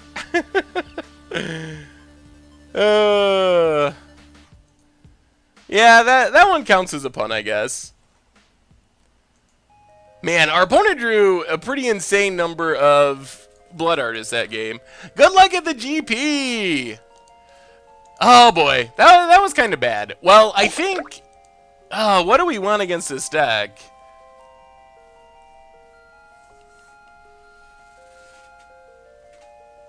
The Thopter we block with had damage on it from our opponent's creature. So, we didn't sack the Thopter, we sacked the sword to make a Thopter, but the damage that was on the creature was enough to make it die, which triggered Blood Artist and killed us. So we needed to not make a Thopter there. Eldest Scream, welcome back to the Fishbowl. 5 months in a row says, hey, thank you so much for the great content. Well, thank you so much for the subscription. Big scoops here for our resubscriber. Stream Tuesdays at 7 and Thursdays at 6 Eastern Time are our normal stream times. I think this is one of our decks. This looks like the Black-White Aristocrats deck we built a while ago for Budget Magic. So I think we need Witchbane Orb. We probably have to bring in Abrupt Decays just because they probably have Stony Silences. I don't know about the pithing, an extra Pithing Needle, if that's necessary. Herald of Anguish seems good, but I'm not convinced that our opponent's going to take out removal. Miri Voltron. Ooh. Sounds like a fun commander deck. Alpha Sloss, welcome to the Fishbowl. Thank you for your subscription. Big scoops here for our new subscriber.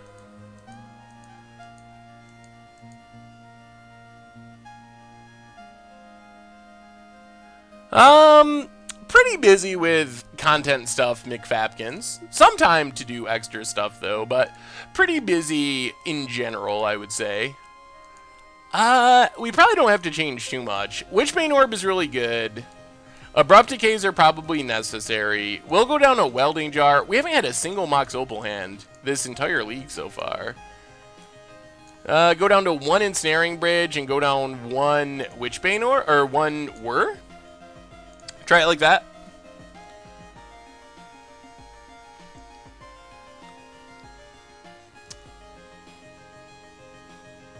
Alright, we get to play first. That sounds pretty fine. Witchbane Orb is super good against this deck. Time Sieve is really sweet, but I don't think that it's necessarily helpful in this matchup. I'm actually not sure what matchup it is for. Opponent, Aristocrats, the left in their Fatal Pushes. Lingering Souls.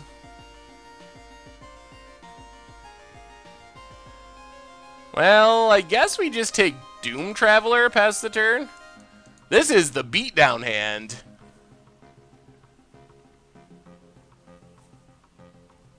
What's the best card in grind matchups? Oh, you think the Time Sieve? I don't know. Is this really a grind matchup, though? Witchbane Orb also keeps them from draining us with their Blood Artist effects. Alright, let's Polluted Delta, get a land. If we can find our sword, I think we probably win pretty easily. Run out our Prism. Pass the turn. Oh, well, thank you, Hodge Gulashi. Good to have you. Let me see. CTH. White Soldier Aggro. Cartel Aristocrat for our opponent. I think we could end up playing a soldier deck at some point.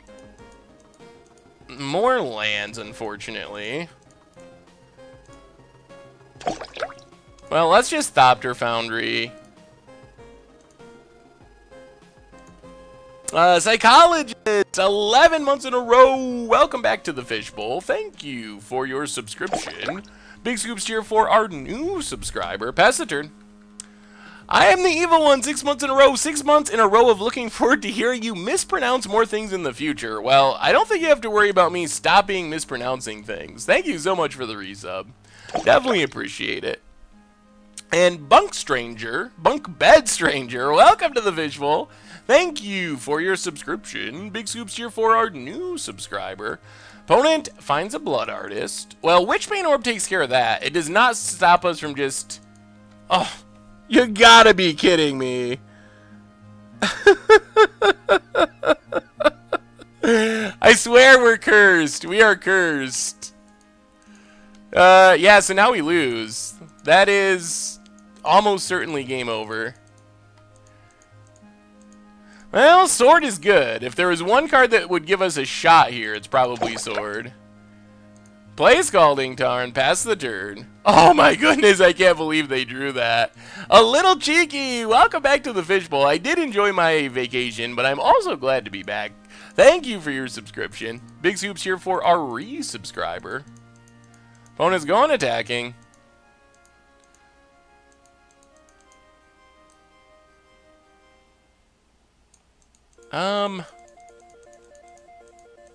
Alright. You got us. Well, unless they draw, like, Graveyard Hate or something, hopefully our Thopters can win this race.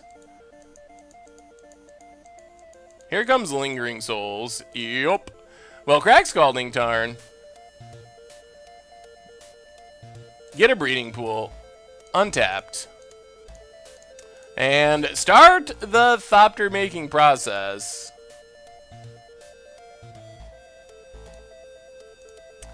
So, get back Sword, make a Thopter. You could have drained him.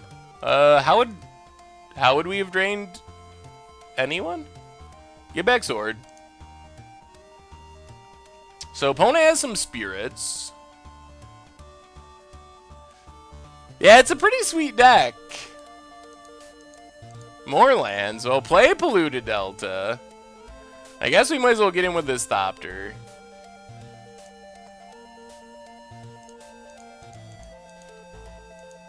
And make a Thopter. I mean, this is all we got. If our opponent draws an answer to this, we're pretty done for. Pass the turn. Our opponent can't really attack us, though, and we have so much mana that we might be getting there. I watched the new podcast and was very disappointed at the end. You admitted that you don't enjoy a frosty adult beverage. You're missing out, my friend. Yes. I mean, I just don't drink very often. I definitely don't drink beer very often. Not a big beer fan. When you're interested in trying training grounds in Legacy, I have Eldrazi training grounds. Ooh. That sounds like a sweet use of training grounds. That makes sense, Christian. Geist seems like it could be a good addition for Esper Delver. Alright. Let's go back to making Thopters. Doing what we do best. I think we're actually winning at the moment. I'm pretty sure. More Thopters. More Thopters. The life gain is super key. If it wasn't for the life gain, we'd be in a lot of trouble. But the life gain is really keeping us in this. So, Polluted Delta, get a Swamp. And if we ever draw a Whir, we can get... We can get an Ensnaring Bridge, potentially, or a Pithing Needle. Alright, let's Inquisition. Get rid of something. Oh yeah, vacation's over. We're back at it. Get rid of Cartel Aristocrat. Do some attacking.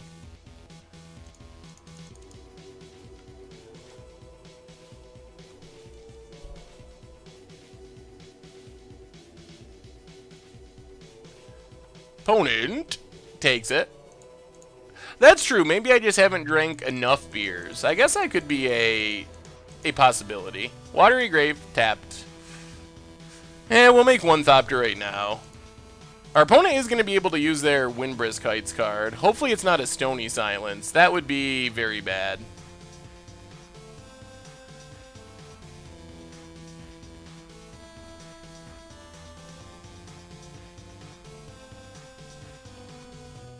Ooh, opponent's going on the Scry plan. What are they looking for? Naya in Modern, eh? Parodic?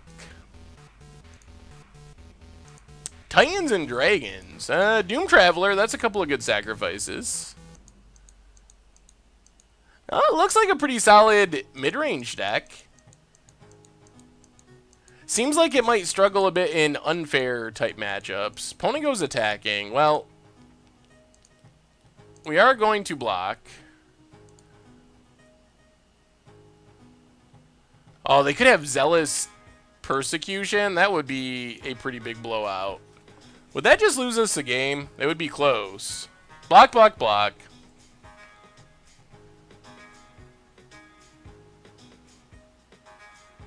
Opponent Fatal pushes. Okay. Keeps one Spirit alive. We get drained.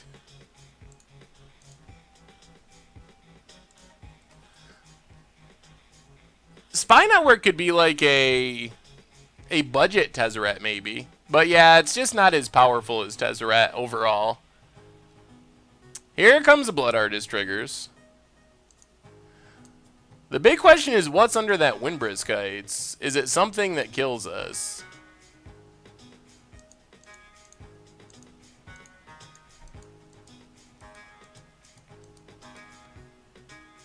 Ooh, awesome, Warlock.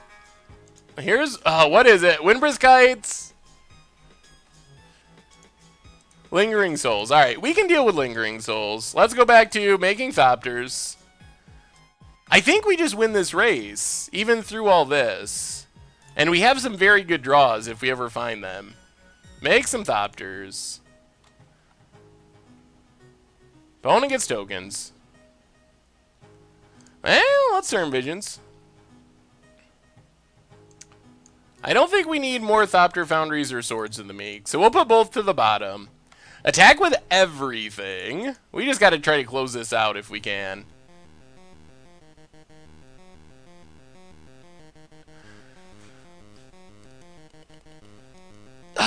Yeah, I mean, I guess Time Sieve would be pretty reasonable here. Yeah, I guess it would just win us the game for the most part.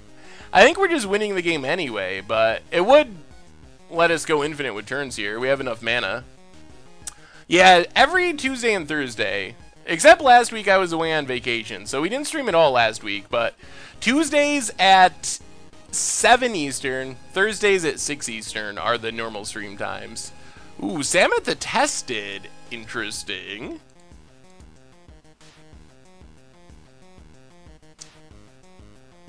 Seems like there's a lot of good double strike targets. A 8/8 trampling double striking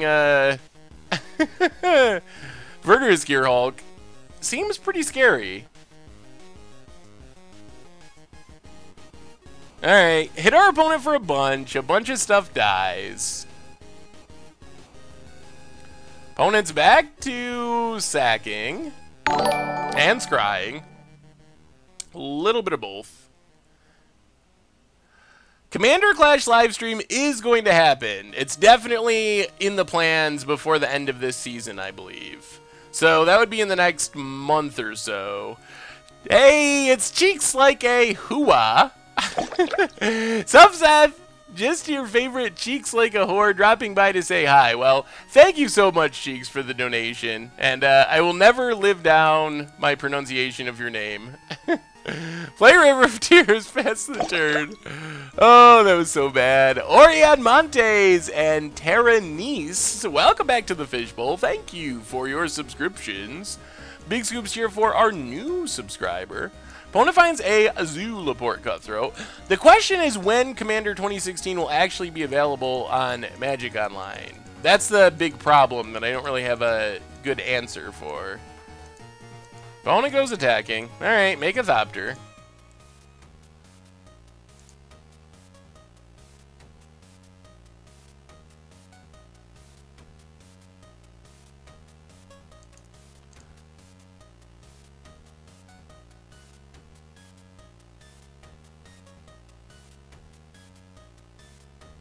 We will block.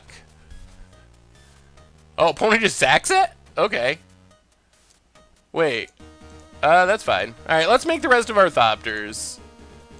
Oh man, this deck does take a while to play. We have not played a lot of quick games. There's a lot of very slow Thopter clicking.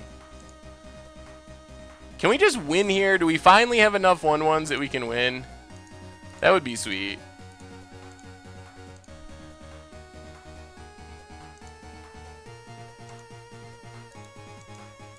We're gaining so much life that even with all the Blood Artists, our opponent isn't really coming very close to killing us.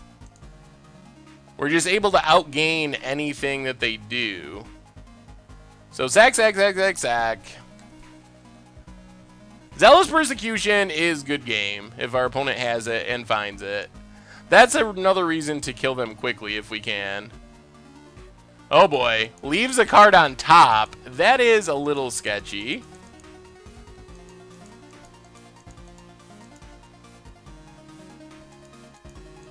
Well, let's attack with everything.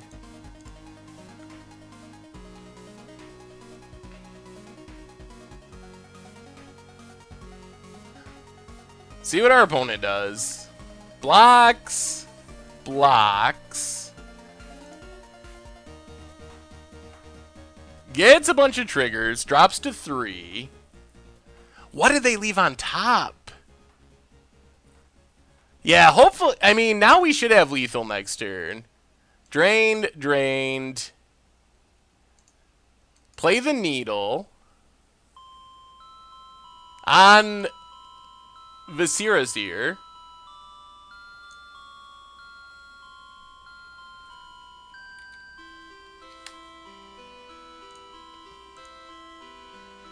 Oh yeah, I guess you're right. I guess we could have used the Prism mana, couldn't we? I actually don't think we're dead to... I don't think we're dead to Zealous Persecution here.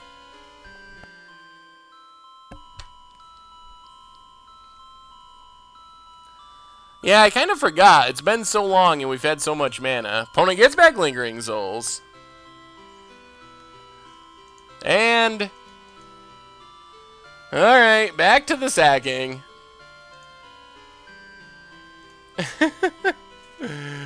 Oh, yup. Get back sword. Maybe we tap all our mana first. Does this make it faster? It's just a slow, clicky process. Sacrifice sword. Yes, we want it back. Sacrifice sword. Now we gotta click the mana first. I don't know if that actually helps. Get it back. Sacrifice sword. Get it back. Sacrifice sword. Get it back. Alright. I mean, we've been staying at like 16, 17 life the entire time. This has got to be lethal now. Unless it really is Zealous Persecution that they're slow rolling. I mean, that's the only card I can think of that doesn't just lead to our opponent being instantly dead. Opponent blocks. And blocks. Okay. Did we get there? Oh, alright. What did our opponent scry to the top? Oh, yeah, we got there. Oh my goodness. That is actually long and grindy. Maybe we should be bringing in Heralds. It seems like they are not playing Pass and they're playing Fatal Push. So we could bring in Herald of Anguish. That seems like a good trump card. I don't know if we really want Time Sieve.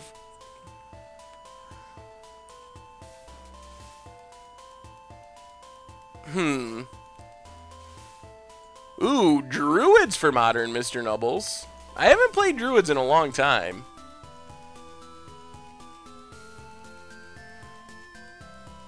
Ooh, Infernal Bloom too. That's sweet and pretty close to budget friendly. There are some pretty sweet druids. Yoli Archdruid is such a sweet lord. Stealing all the lands is pretty awesome. In Modern and Legacy, no. I think you want the 1 mana of Pithing Needle. In Standard, it might be roughly the same. It makes it a little bit better in... It makes it a little bit better as like a main deck card, although I'm not sure that you want to play it as a main deck card anyway. But it would technically make it a little better as a main deck card.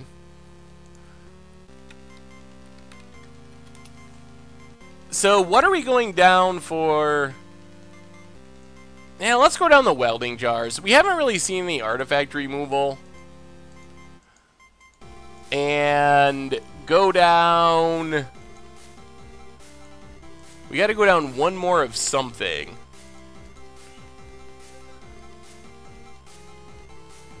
Maybe just 1 Inquisition. Alright, try it like that. Ah, Glittering Martyr proc. We never actually played that. Alright, that makes sense, Pheasantry. Alright. Well, we get a fast Whir or a fast Tezzeret. Our choice. Hey, welcome the Zenro Knight. Good to have ya.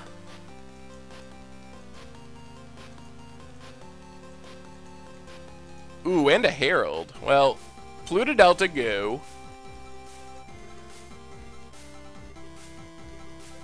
We can always kill Viserys here if we have to.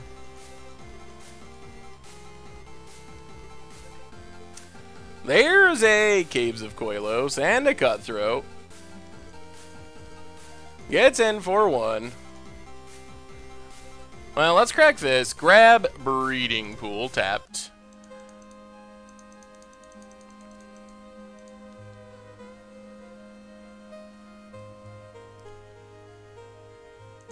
Yeah, it's... I'm sure I pronounced it wrong one way or another. Let's just run out Prism. Pass the turn. That gets us to Whir the fastest, or to Herald of Anguish if we decide to go that direction. Have you ever heard of a deck called Dice Factory? I have never heard of a deck called Dice Factory. Ugh, there's Lingering Souls. Well, opponent's aristocrating. No attacks, that's good. Or Abrupt Decays. I think we have to Serum Visions, because we really would like to hit a land. Bobble, Serum Visions, Island. Put on top, put on top. Play Bobble. Mr. Hoodie Pat. Love your YouTube stuff. I'm always itching for more. Was curious what software you used to record them. $5 donation. Well, thank you so much for the donation. And I record everything using OBS is what I've found to be the easiest way for recording stuff. So OBS, and then I've mostly used Lightworks for editing. I don't do anything super crazy as far as editing. No, I don't think that the new Pithing Needle will replace Pithing Needle in older formats. I think you mostly know what you want a Pithing Needle, and being 1 mana, I think, is more important than getting a peek at your opponent's hand. 1, 2, 3, 4, 5, 6. Alright, I guess we just pass. We can Abrupt Decay something if we have to. We're actually not in a great position. There's a Windbrisk Heights. Alright. We might actually... Hey, what's up, the Perry? We might actually just have to kill this Zulaport Cutthroat.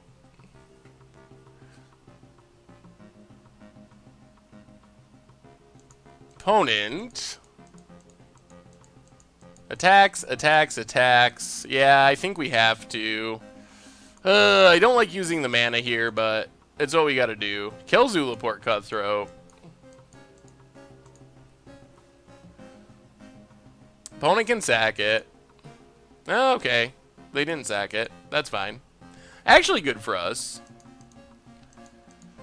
Oh, yeah, we're playing some Whir of Invention. So far, we've been having moderate success, I guess. Running into some really interesting matchups, that's for sure.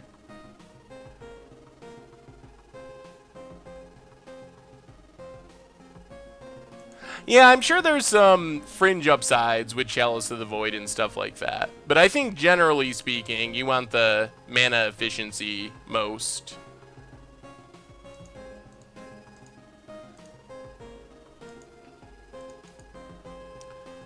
Well, we'll play Thopter Foundry. 1, 2, 3, 4, 5, 6, 7. All right. Pass the turn.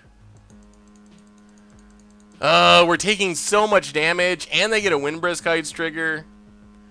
I think we're probably just pretty dead. Favorite deck I've ever played? Probably still just Free Win Red. That's usually my go-to when people ask me that. You could play,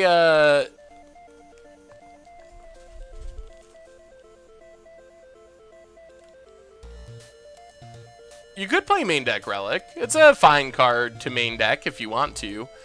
I mean, you're giving up some amount of efficiency because you got to play it and crack it, but the opportunity cost is pretty low because it cycles.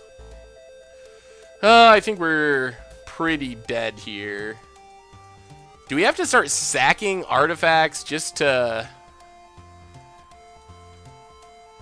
block? The problem is they have this Windbrisk Heights. I think we're going to sack the Bobble. And try to block this Viserys here. Opponent could very well have removal here. Going well, Miss A. How are you? I don't know the name of the new Pithing Needle. It was one of the leaked cards from Ixalan, so haven't really been talking about it too much yet. Trying to wait till it's more officially previewed. Alright, well, we got rid of Seer, but we're still pretty close to being deadish. Windbrisk Heights.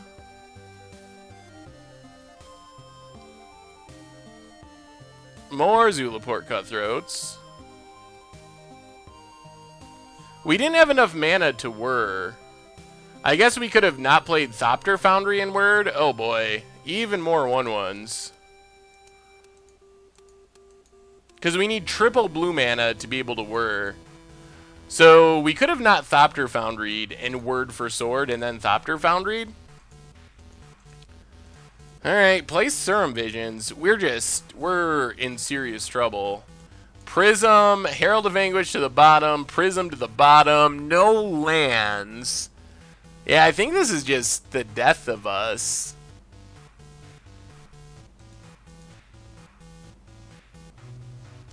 One, two, three, 4, 5, 6, 7, 8. Yeah, I mean, this is just game. Yikes!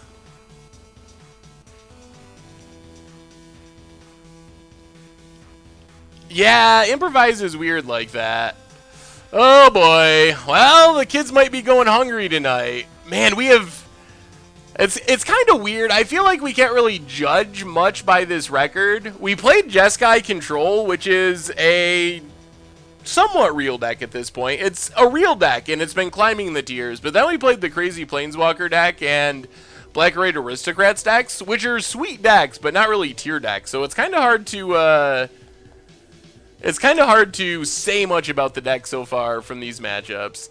We haven't done any breaks yet. Quick 30-second break. We'll be back for rounds 4 and 5 in what's shaping up to be a long one. So be right back. 30 seconds.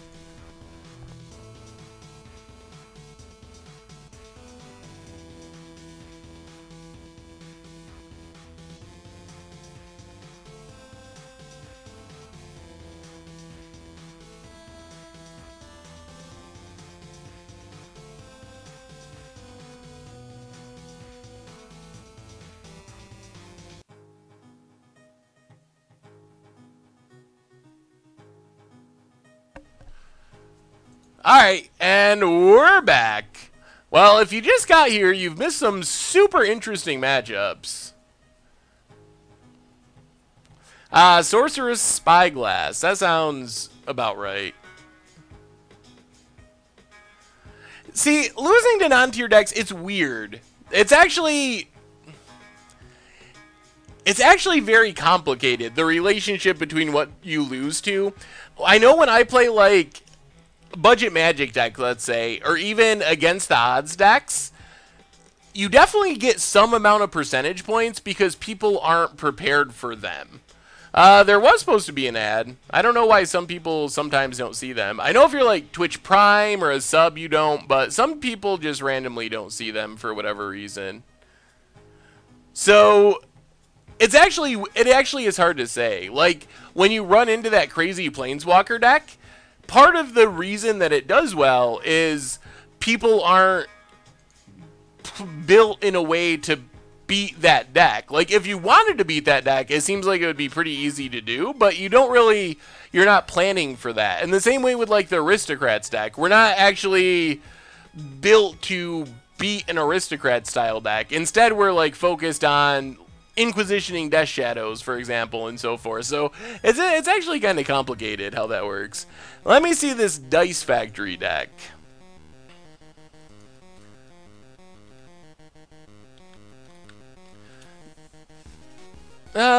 Yeah, we'll keep this. Seems good enough. That is a super spicy deck. So you're looking to... Wait, how do you win? You're looking to Paradox Engine. I get that. Are you looking to Paradox Engine and Otherworld Atlas mill your opponent? That is super spicy. That's a really fun idea. Oh boy, it's Affinity. The Artifact Battle. I actually feel like this hand lines up pretty well with Affinity. They shouldn't be able to beat Ensnaring Bridge very easily here. So let's Inquisition. Overseer Plating, Signal Pass. So take Plating. We might actually want our opponent to steal Overseer one time to get out of Ensnaring Bridge range.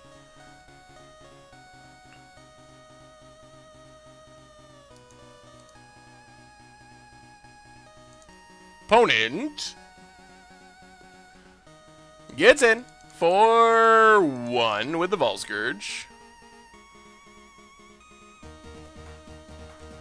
And there's the Overseer. So play Bobble. So I think we want 1 activation. Play Swamp. Play...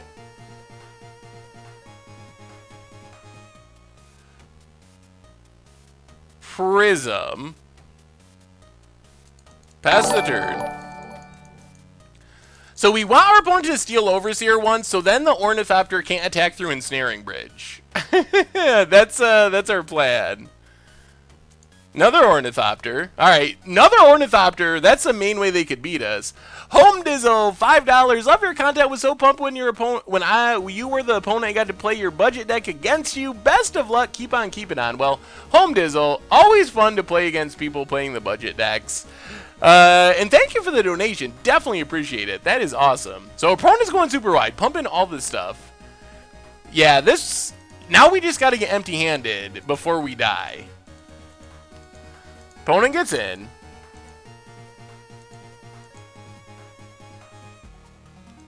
Down to 16. Polluted Delta. 1, 2, 3, 4, 5. 1, 2, 3, 4, 5, 6. So if we kill Steel Overseer, we take 1, 2... Okay, that's what we do. So we steal Overseer, play the land, steal Overseer, 3 modes,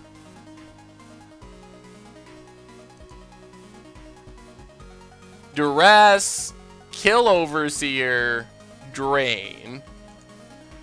Discard both lands.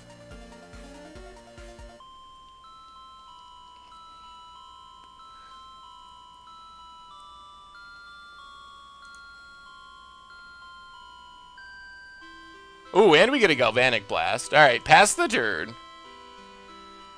Alright, hopefully this works. Now, ideally, we'll be able to be empty-handed. It would be nice if we just drew a land.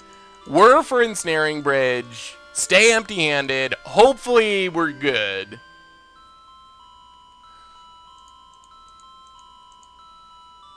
There, alright. Here comes the Nexus. Gets in with everything.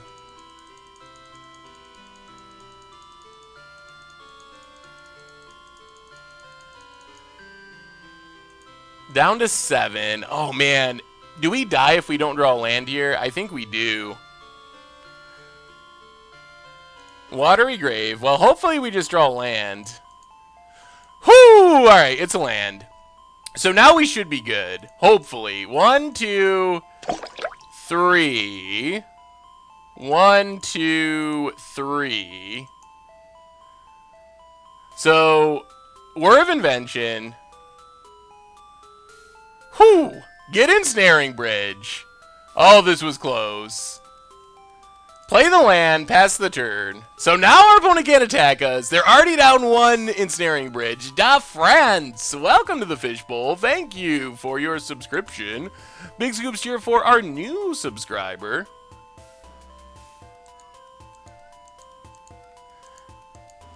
Alright, we draw a land. So let's Scalding Tarn, pass the turn.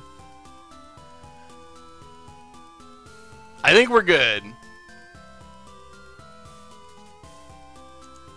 Well, I guess there's a decent amount of stuff that we could play there. Let's bobble. He was on top.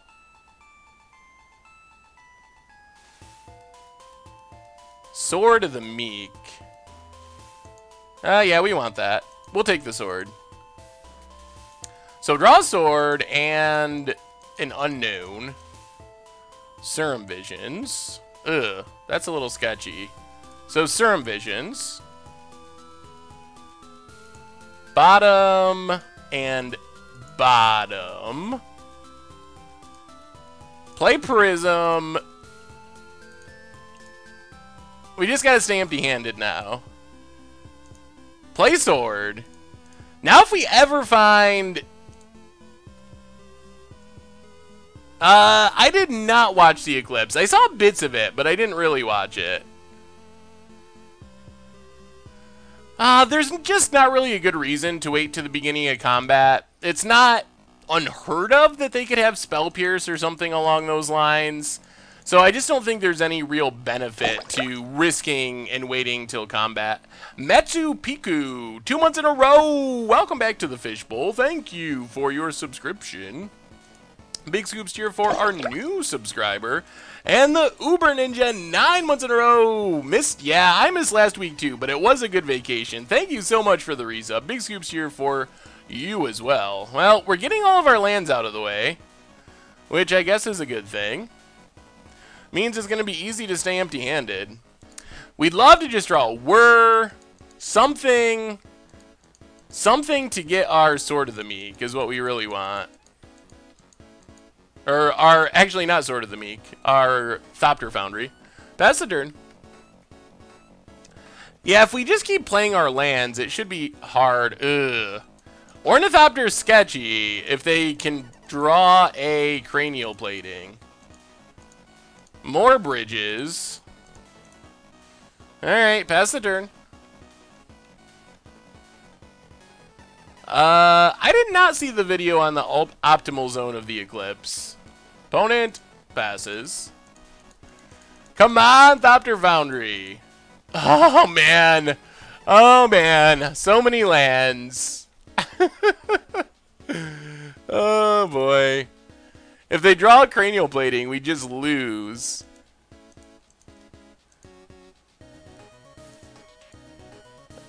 Alright, play Bobble. Pass the turn.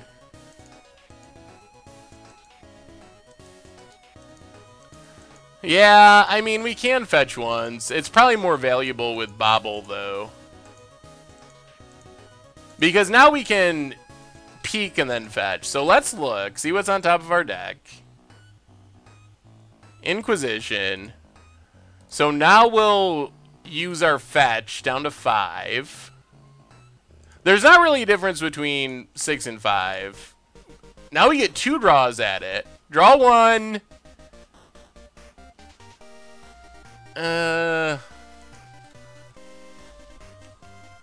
Oh man, if we hit a land off this Serum Visions, we're really just dead. No land. Whew, alright. There's the Whir, too. We gotta fade one more turn. Put on top. Put on top. Play the island. Alright, well this is it. We got a one turn, no Ravager, no Cranial Plating. Next turn we stabilize, we make a huge board of 1/1s, we gain a bunch of life. Oh my...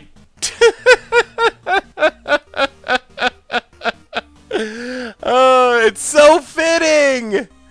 I swear this has been a cursed stream. No matter what we... Oh, no matter what we do. Galvanic Blast doesn't kill us. Galvanic Blast is only 4 damage. Oh my goodness.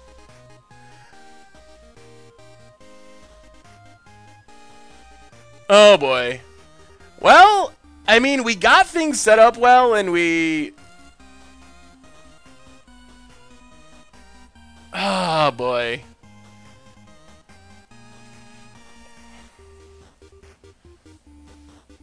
I know. I feel like we're cursed.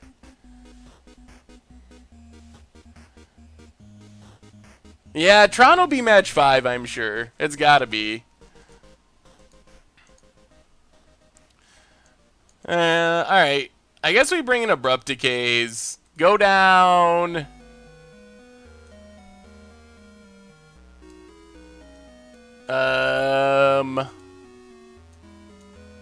Probably Collective Brutality? It does kill stuff, though. Why do we go down in this matchup?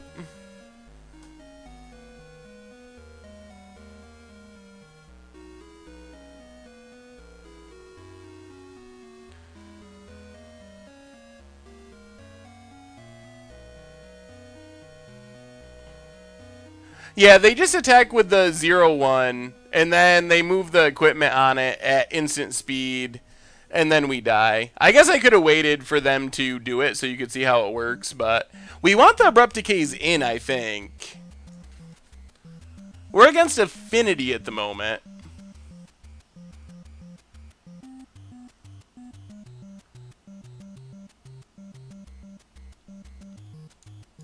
Take out combo pieces? Really? Have I ever tried Surgical Extraction combo? I have not. I have heard of it, but I've never actually tried it.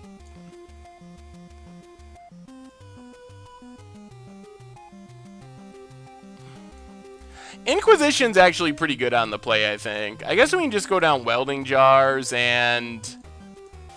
Yeah, we'll go down 1 Brutality. Let's try it like that.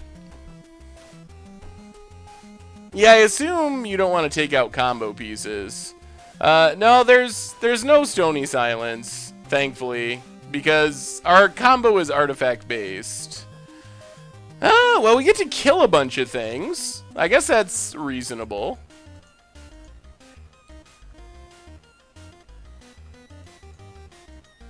Opponents going to 5. All right. That's good news for us. So play Bobble, take a peek, see if we want to shuffle away our top card. Polluted Delta, yes we do. So Polluted Delta, crack it, get our Breeding Pool, and pass the turn. Do I have a favorite card? It might be Blood Moon, I think. Ooh, there's Tezzeret. Well, with our opponent mulliganing so much, we might be able to just kill everything and then Tezzeret. Alright, Ornithopter. Another Springleaf Drum.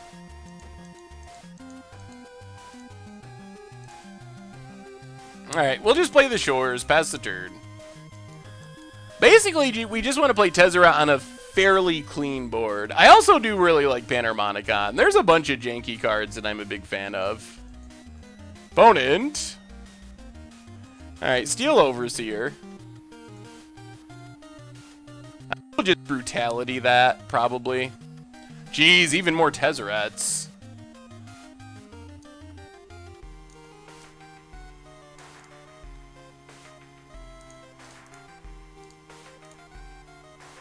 Yeah, so we'll just kill Overseer. Pass the turn.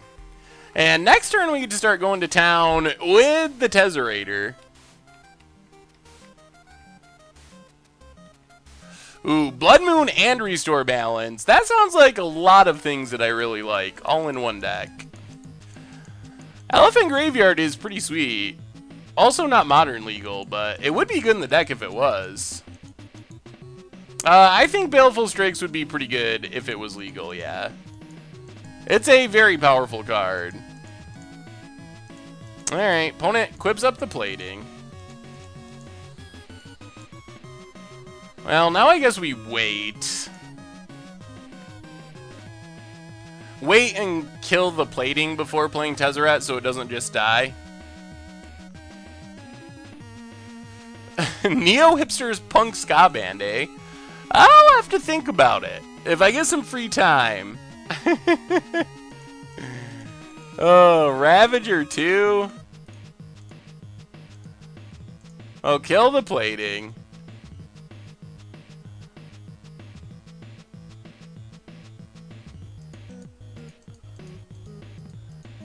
Oh, man. Alright. Opponent gets in for 0. Sure.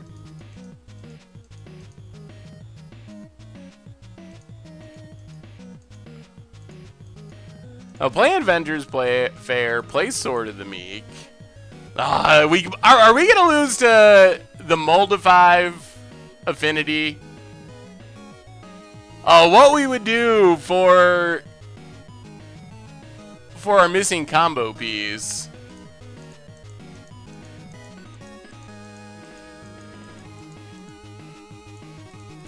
Well, I guess this is the time to kill Ravager. Our opponent can do whatever. They're gonna have this annoying Ornithopter, though.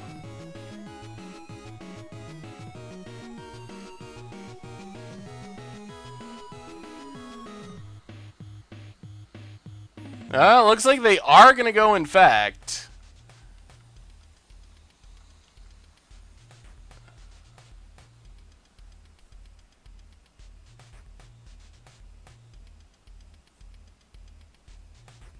Opponent's doing the math.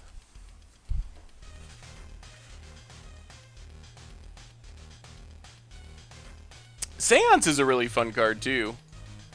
Alright, opponent starts the sacking. Are they just going to go all in on Inkmoth and try to win next turn? That would work if we draw nothing.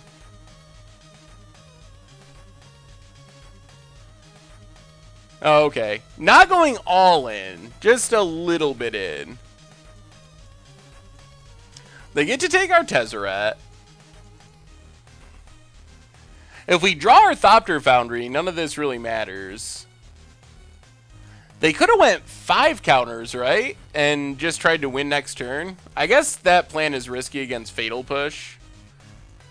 Leovold would probably be pretty annoying in Modern, I would say.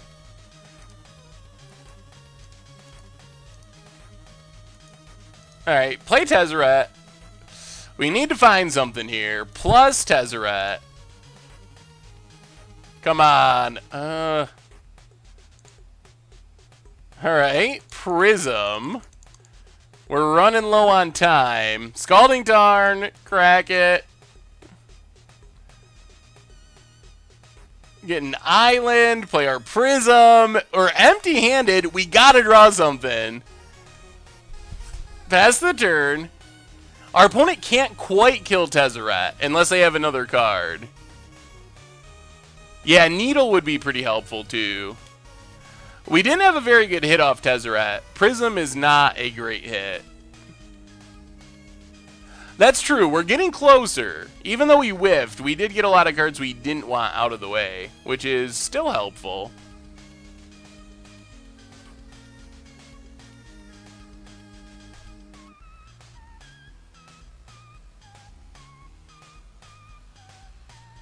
Yeah, I mean, I guess it is true that Leovold doesn't do as much in the modern meta as it does in the legacy meta. But even just the making your stuff uncounterable, I think, or not uncounterable, but drawing a card whenever something's targeted, I think it would be pretty good. Alright, plus Tezzeret. Come on, Tez. Alright, we get a Mox Opal. Oh boy. Oh boy, we're not going to find it. We're not going to find it. We are running super low on time. DX Stream Fighter, 2 months in a row. Welcome to the Fishbowl. Thank you for your subscription. Big scoops here for our new subscriber. Alright, so I guess we go 2 modes, Kill and Duress. So Duress our opponent. Actually... yeah, let's do that. So, yeah, 2 modes. Duress and Kill Ornithopter. Discard Opal.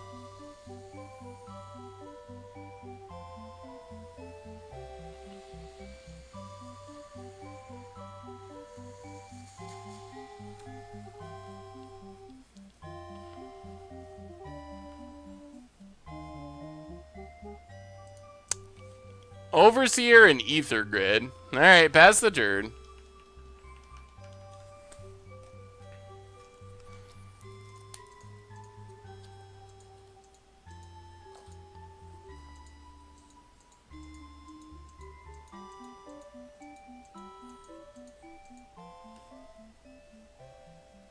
Oh man. Yeah, I guess we could have searched with Inventor's Fair.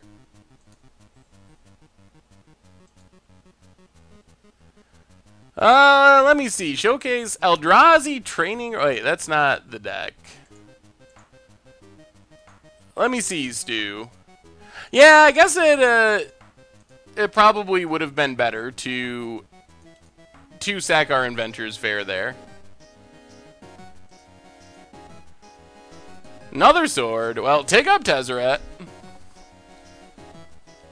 There's our Thopter Foundry. Alright, so... it doesn't matter. We're gonna... looks like we're gonna be okay anyway. So we get a Thopter Foundry. Yes, we would have avoided some sketchiness if we had just searched with the land, but we didn't get punished.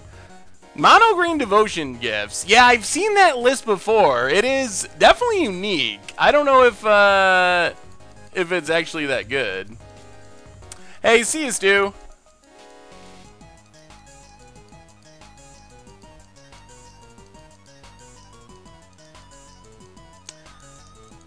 So I think we're good now.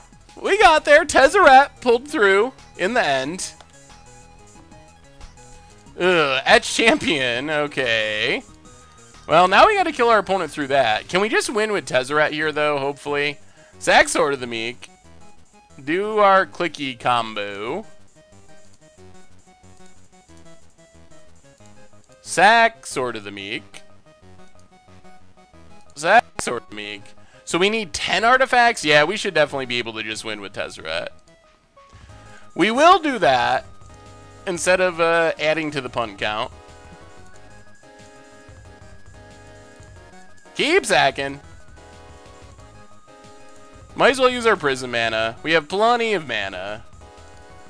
6, 7, 8, 9, 10. Yeah, so I think we just have it. We gain a life. Play the sword. 6, 7, 8, 9, 10. Alright, that's enough, right? 5, 6, 7. Now I'm like triple checking because I'm afraid that I'm going to miscount and add to the punt count. Alright, we got there. Tezzeret Artifact finally coming through. Yeah, it does make blue Thopters for some reason. Blue Artifact Thopters. Alright, so that went interestingly. We did win in the end, which is probably the most important part. We'll go back up a welding jar, go down one Tezzeret. Don't want to get Tezzeret flooded, especially on the draw in this matchup. Yeah, we can use Tezzeret to make an artifact blocker. That's a good point.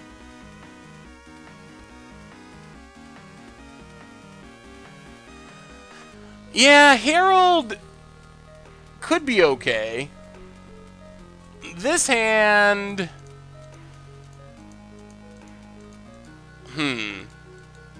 This hand, can we even keep this hand? We have our bridges, we have an Abrupt Decay, one land. Yeah, I'm worried that Herald might just be too slow on the draw, but maybe it would be okay as a one of. This is super close. Alright, I guess we keep it, mostly because we have Circumvisions.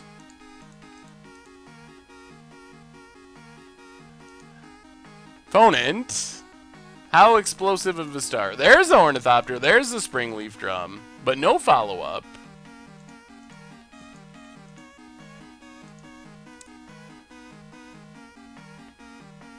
The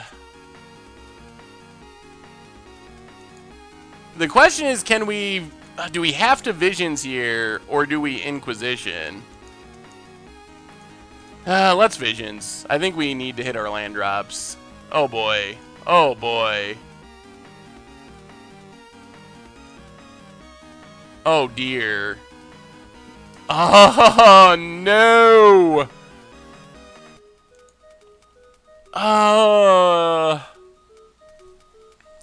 Alright, I guess we gotta keep one of the Circumvisions. Oh dear. That was not good.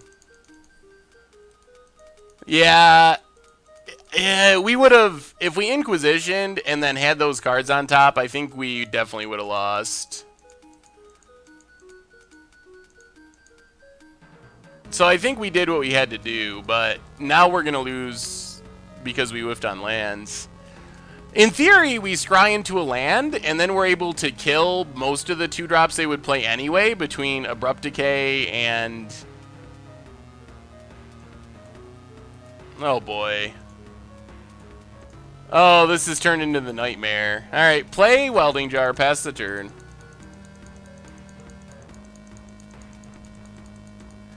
Yeah, I mean, 2 bridges is one thing, but if you look at the rest of the hand, Collective Brutality, Inquisition, and Abrupt Decay are all very good against Affinity. So, we had a lot of the cards that we wanted, along with 2 bridges. And in theory, Circumvisions is supposed to make sure we hit our land drops, but I think this is just game now. There's no coming back from this position. Oh, that Circumvisions definitely betrayed us. Our combo doesn't do anything unless we actually have mana, is a big part of the problem. Like, there's no way we take a turn, play Sword of the Meek, take a turn, play Thopter Foundry. By that point, we're already dead. Like, we have to spend this turn killing something just to maybe stay alive. So we can go 2 modes. Drain our opponent, kill the Steel Overseer. Discard one of the bridges. Yeah, we gotta kill Overseer.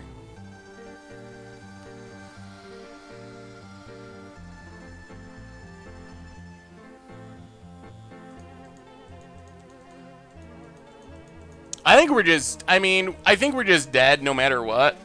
I don't think there's really any way that we're not dead here. But we'll play it out.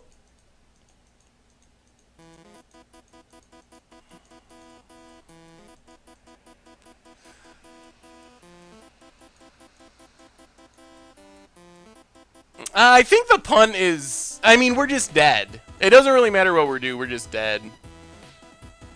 Opponent gets in for $1 billion.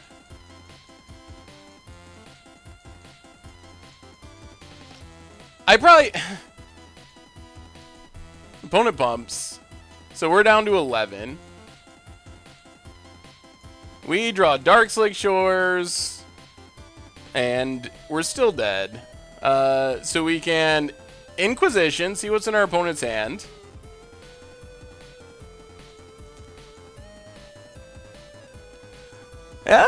Get rid of Galvanic Blast, play a Sword of the Meek, pass the turn.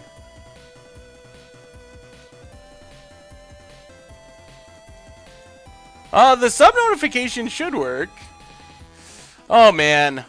Well, this has just been a rough one all around. We've kind of run bad. We've definitely made some mistakes along the way, but we've definitely just had a combination of not good things happening. Yeah, I mean, if I was playing this game without anyone watching, I would have scooped 2 turns ago because we're dead, but people don't like me scooping so early, so I'm trying to break the habit. That's one of my resolutions, is not to scoop as early because people want to see it all the way out, so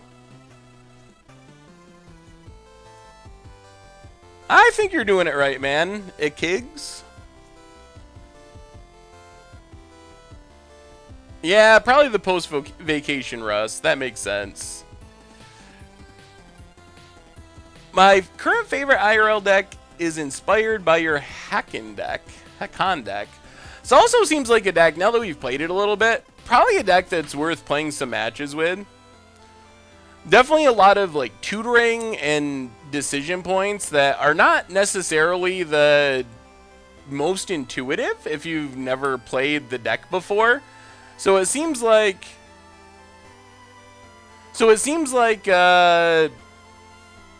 it's definitely a deck that's worth practicing. So I think that's part of it too. You should see, like with the Vengevine deck, I don't know if I can stress, it's actually like a really big deal, but if I could have, I don't know, if I could play 10 matches with each deck before actually doing content on them, it would definitely change the quality of my play a huge amount. Serum Visions for our opponent. Because I think you can definitely tell a difference, like if between a deck that you've actually played a lot and just playing your first games with. So if I was gonna do that, I would have to probably cut the amount of content I did in like thirds, maybe. I don't know. Like it's just not possible to do that and still make all the content. I mean, I try to get into game now and then. I didn't get in any games with this deck, but I do try to squeeze in a game here or there. I'm just, maybe we just revisit more decks. Maybe that's a way of doing it. Yeah, we'll put the lands to the bottom. Pass the turn. Modular Saltite Dragons. That sounds pretty sweet. Is our opponent playing the same deck as us, actually? Oh, no. What is... is this Lantern? Probably.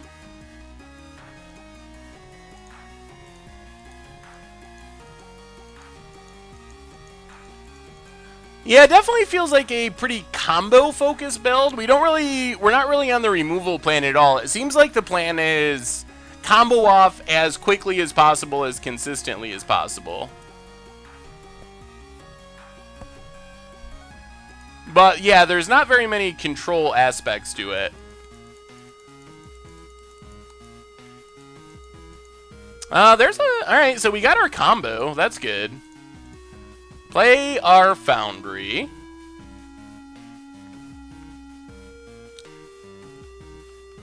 Our hand should be able to beat Lantern, if that is what it is, just by ultimating Tezzeret.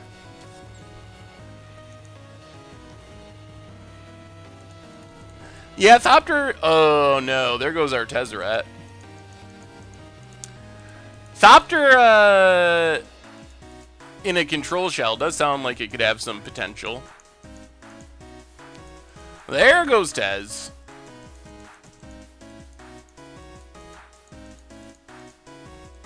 The problem without Tez is we're going to have a hard time beating Ensnaring Bridge if this is Lantern.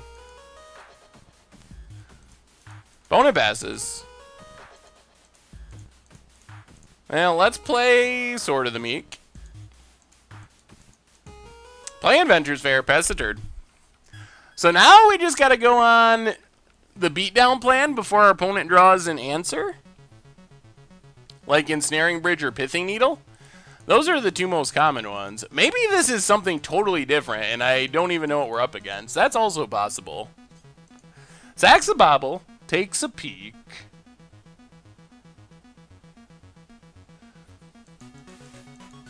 And... Alright, Leyline of Sanctity. Yeah, I have no idea what we're playing against. Manicags, welcome to the Fishbowl. Thank you for your subscription. Big Scoops tier for our new subscriber. So, opponent gets to draw. We gain a life. Play Scalding Tarn. Get in with our Thopter. And pass the turn. $3.50 from Das France. Dude, neo hipster punk ska, get in on the wave of the future. Well, thank you for the donation, and I will keep the neo hipster punk ska band in mind. If I get a chance, I will try to come audition for the neo hipster punk ska band. Mishra's Bobble for our opponent. Yeah, I'm still not sure what our opponent's playing, honestly. Oh, no. There's the bridge. So I guess we basically gotta find Tezzeret. That's our only real out now. Apes of Wrath, welcome to the Fishbowl. Thank you for your subscription. Big Scoops here for our new subscriber. Opponent cracks a bobble. And... oh, yeah. So is it Tezzeret or bust? We have Tezzerets left. Is that it? So we get to make a huge board full of things, but those things can't do anything. But, I mean, I think we still do it and gain the life. Oh, yeah. Do we just have 0 outs? Is there any reason to even keep playing? I guess we'll sack this Inventor's Fair next turn and just look through our list. If we are 100% out of outs, then maybe there's no reason to keep going. So play Prism. Because the odds that our opponent's actually going to run out of cards or not play cards is really unlikely. Well, I mean, we can get in this turn, but you got to assume that our opponent's going to get and stay empty-handed.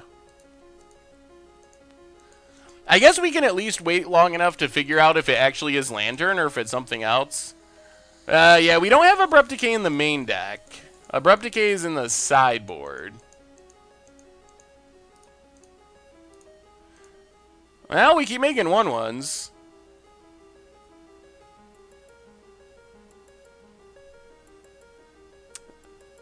Uh-oh.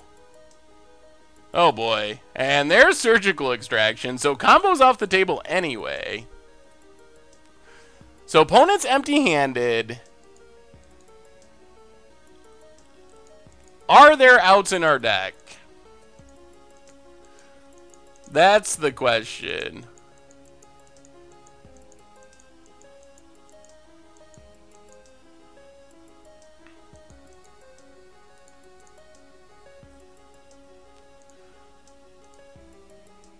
Oh, sack Prism in response to get the sword? Ah, I see. Well, I don't think we have outs in our deck anyway, but we're going to sack this Inventor's Fair. I think it's just time for us to scoop. We don't have... we'll look at our deck, but I think the game is just... even with the sword, it's just over. Like, we don't... Tezzeret can't win. Collective Brutality can't win. Inquisition does nothing. Ensnaring Bridge does nothing. Nothing. Yeah, we don't have cards in our deck that can beat Line plus Ensnaring Bridge. Zombie Bomb, welcome to the Fishbowl. Thank you for your subscription. Big scoops here for our new subscriber. Yeah, there's no way that they're gonna deck out. They're playing a mill deck. So, we'll just go sideboarding. We do have some more answers in the sideboard. We get Abrupt Decays. We get Witchbane Orb. We get Pithing Needle. And, man, main deck Surgical is pretty brutal. That is a problem. So what else should we do in the sideboard? Our opponent won because they locked us under pieces that made it so we couldn't win the game. They didn't actually win the game right that turn, but they put us in a position where it was impossible for us to win the game. So there was not really any reason for us to just keep playing it out and showing our opponent our deck, etc., etc. You think Time Sieve is I mean, does that do anything?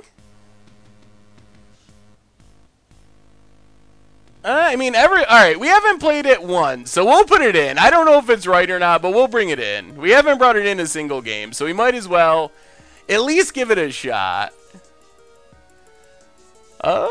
Ooh, red-white vehicles would start your engines. That is a vehicle-y version of red-white vehicles. That looks like a fun deck to play at F&M.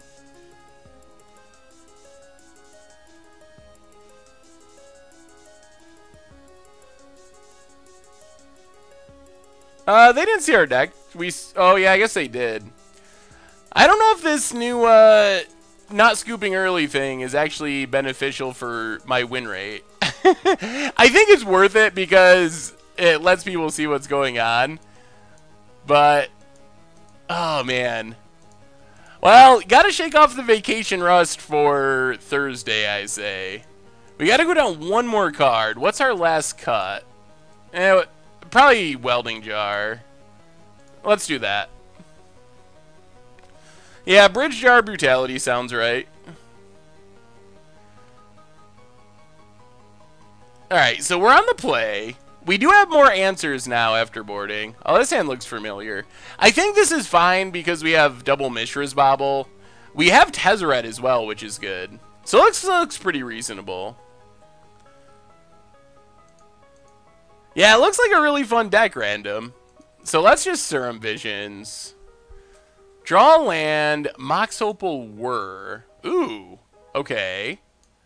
I think we just keep both of these. Play Bobble, pass the turn. So we have a turn 3 Tezzeret and then a Whir after that if our opponent doesn't have discard. Opponent has Island and Serum Visions. Is our opponent not even playing Lantern, or are they playing something completely different that just looks a lot like Lantern? I don't really know what they're doing for sure still. There's a Bobble. Cracks the Bobble.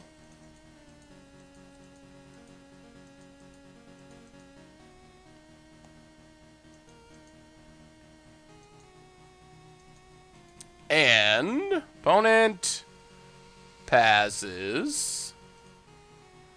Draws a card.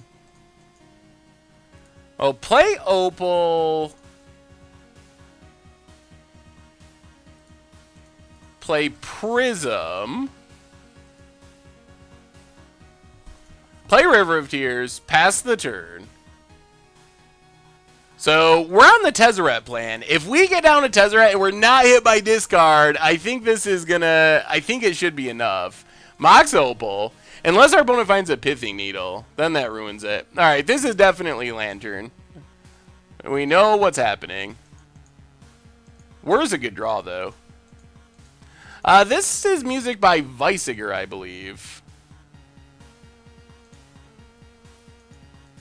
More Whirs on top? Ugh.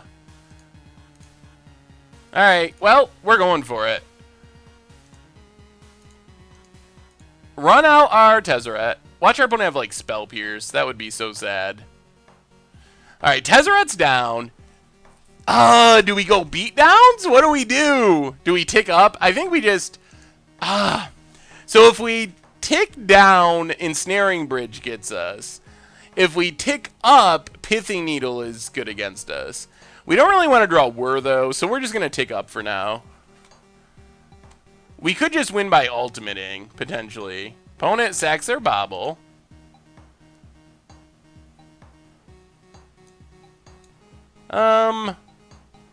We'll just take Prism. We already have a Thopter Foundry. No lands, so good thing we got rid of those. Pass the turn. Serum Vision's on top. Opponent draws. Yeah, I mean, our opponent has lots of things that are good against us.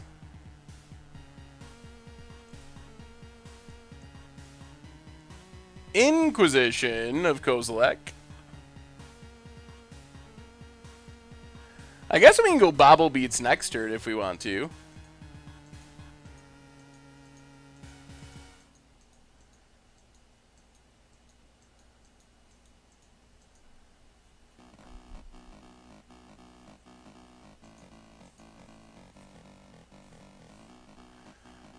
Opponent, deep in the tank. Alright, takes the Whir. That makes sense. Another Lantern. Surgical on top. So our combo's not going to work very easily. Which I think means we definitely go beatdowns. So let's Serum Visions.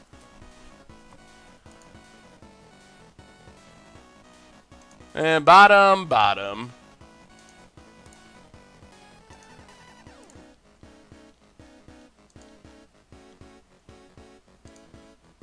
Turn Prism into a beater. Hit our opponent for 5.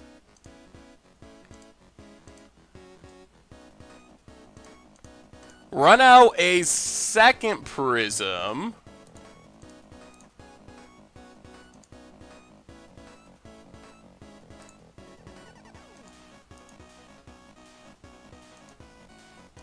Run out Thopter Foundry. Play Shores, pass the turn. Alright, opponent, can you beat this? Ensnaring Bridge is still pretty bad. Until we find something. Yeah, Power 9 isn't even legal in EDH, is it? Yeah, we might as well just run everything out there. Opponent's gonna Surgical Serum Visions. Huh. Well, now our combo's back on the table since our opponent decided to Surgical Serum Visions. Are they just like Surgical Flooded? That's a weird choice. 13. So we get hit for 11? Alright, I guess there's... Well, I guess we can make a 1-1. Sacrifice the Prism.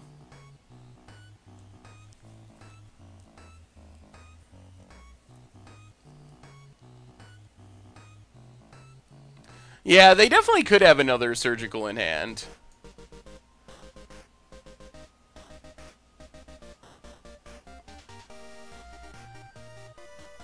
Opponent. Uh-oh. Leyline of the Void. Okay. Oh, we're literally 1 point of damage short. Or 1 mana short. 1 everything short. Well... Alright, Bobble Beats. It's Bobble Beat time.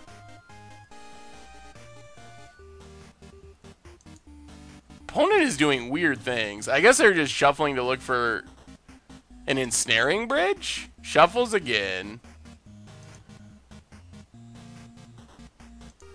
So we hit our opponent to 1. And now Ensnaring Bridge doesn't even... They have to not only bridge, but get empty-handed. Our opponent's draws have been very weird. Which I guess is good for us. Pass the turn. Bobble Beats! Bobble Beats! We're going to get the Bobble Beat win. Hopefully. We could have won.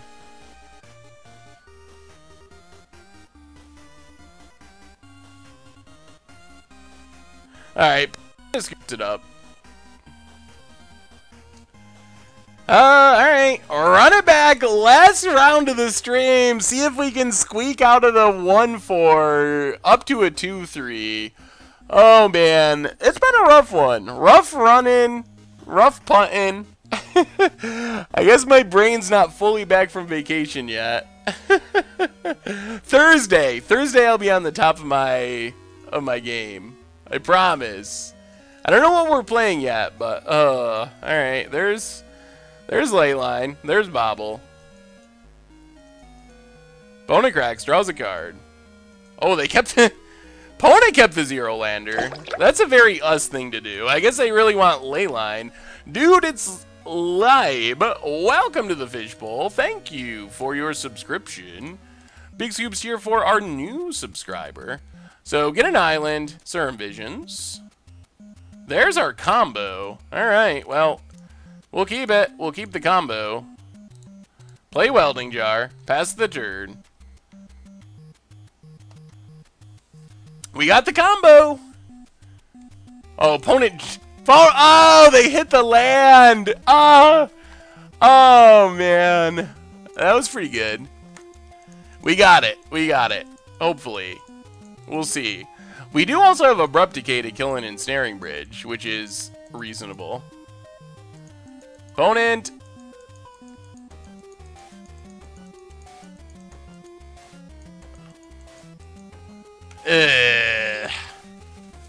Alright, there goes all the cards we scried to the top. Our opponent's going crazy with those surgicals. They're just firing them off willy-nilly. And it's a land. Alright, Polluted Delta, go. Oh boy, that made our draws a lot worse. That extraction.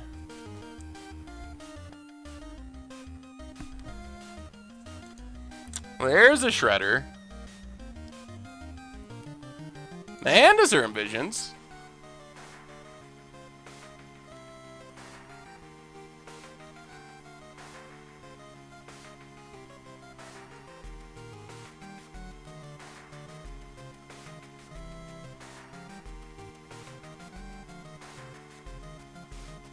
Pona mills us.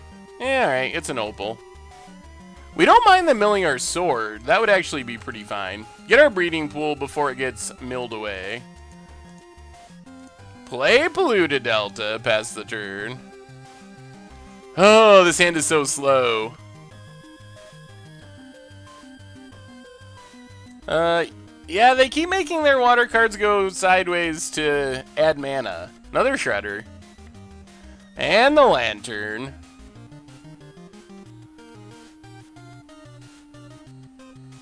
Come on, no Thoughtseize, no Needle. At least we get Tezzeret activations. Opponent mills.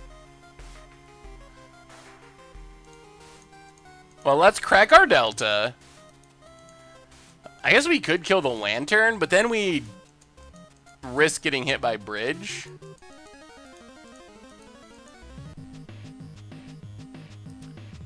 Alright, crack Delta. Yeah, it looks like the kids are definitely going to be hungry tonight. Yeah, we're not going to kill it. We'll get a tap land. Mills Bobble. Into a land.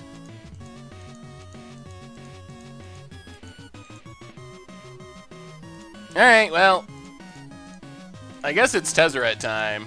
Play Tezzeret. Welding Jar beatdowns. Basically like Bobble Beats. And just try to kill our opponent before they find a bridge. Hopefully. Opponent's down to 13. Oh, come on. Come on. We can do it. We can do it. We can sneak out one more win. Opponent has Ghost Quarter. Mills us.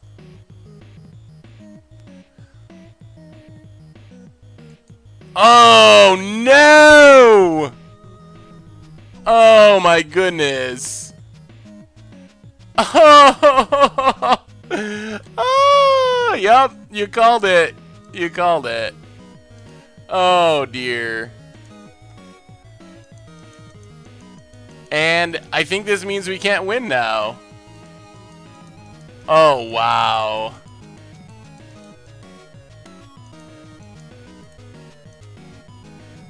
Do we even have any cards that can win us the game?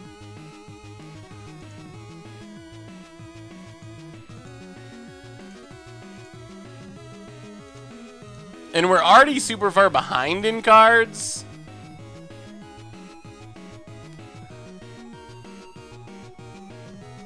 Opponent mills us. I don't think we can win. I don't think it's possible. We can't drain because of ley line. We don't have answers to bridge because they milled and extracted them. So I'm not sure we have outs anymore.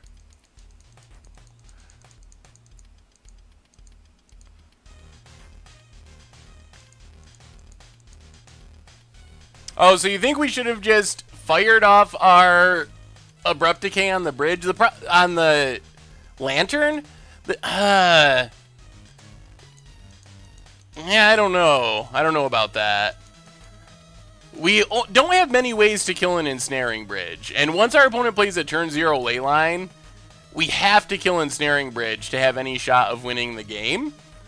So it feels like our abrupt decays are precious commodities. And firing it off on a lantern seems risky. But I think we're out of outs now, so... Yeah, our opponent has plenty of time.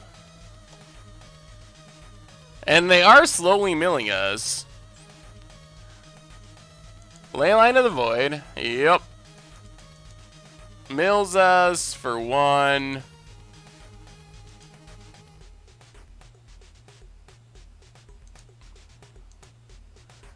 Well, we gain a life.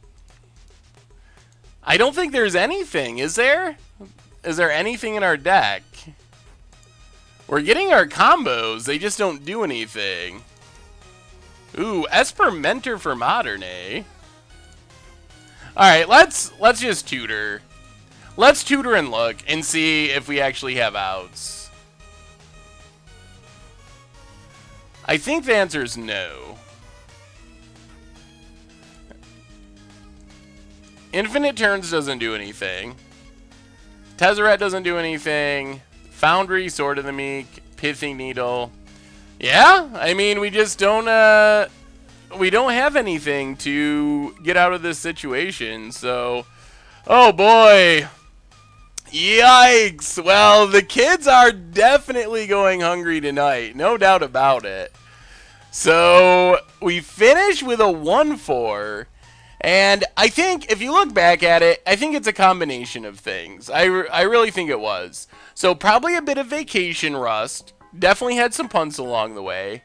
I also think we didn't run particularly well. Like, there was that one game against Affinity where we got things set up, we were so close to winning, and drew like 8 lands in a row or something. So we had that happen sometimes. And then we also just ran into some weird matchups. So I think it's kind of just a combination of all those factors led to a not that great performance. So good news is we get another one on Thursday, so we'll be back on Thursday with another one. I will shake off the vacation rust and we will hopefully 5-0. Let's plan on 5-0. I don't know what we're playing, but we're gonna minimize the punts. 5-0. Anyway, it's awesome to be back. Thank you everyone for coming and hanging out. Just a reminder, MTG Goldfish Replay YouTube. That's where you can find all the old streams, including this one, in the future. Oh, let me see Apes of Wrath. Ooh. I like it. Blood Moon and Restore Balance. I'll have to remember that one, because I would like to play that again.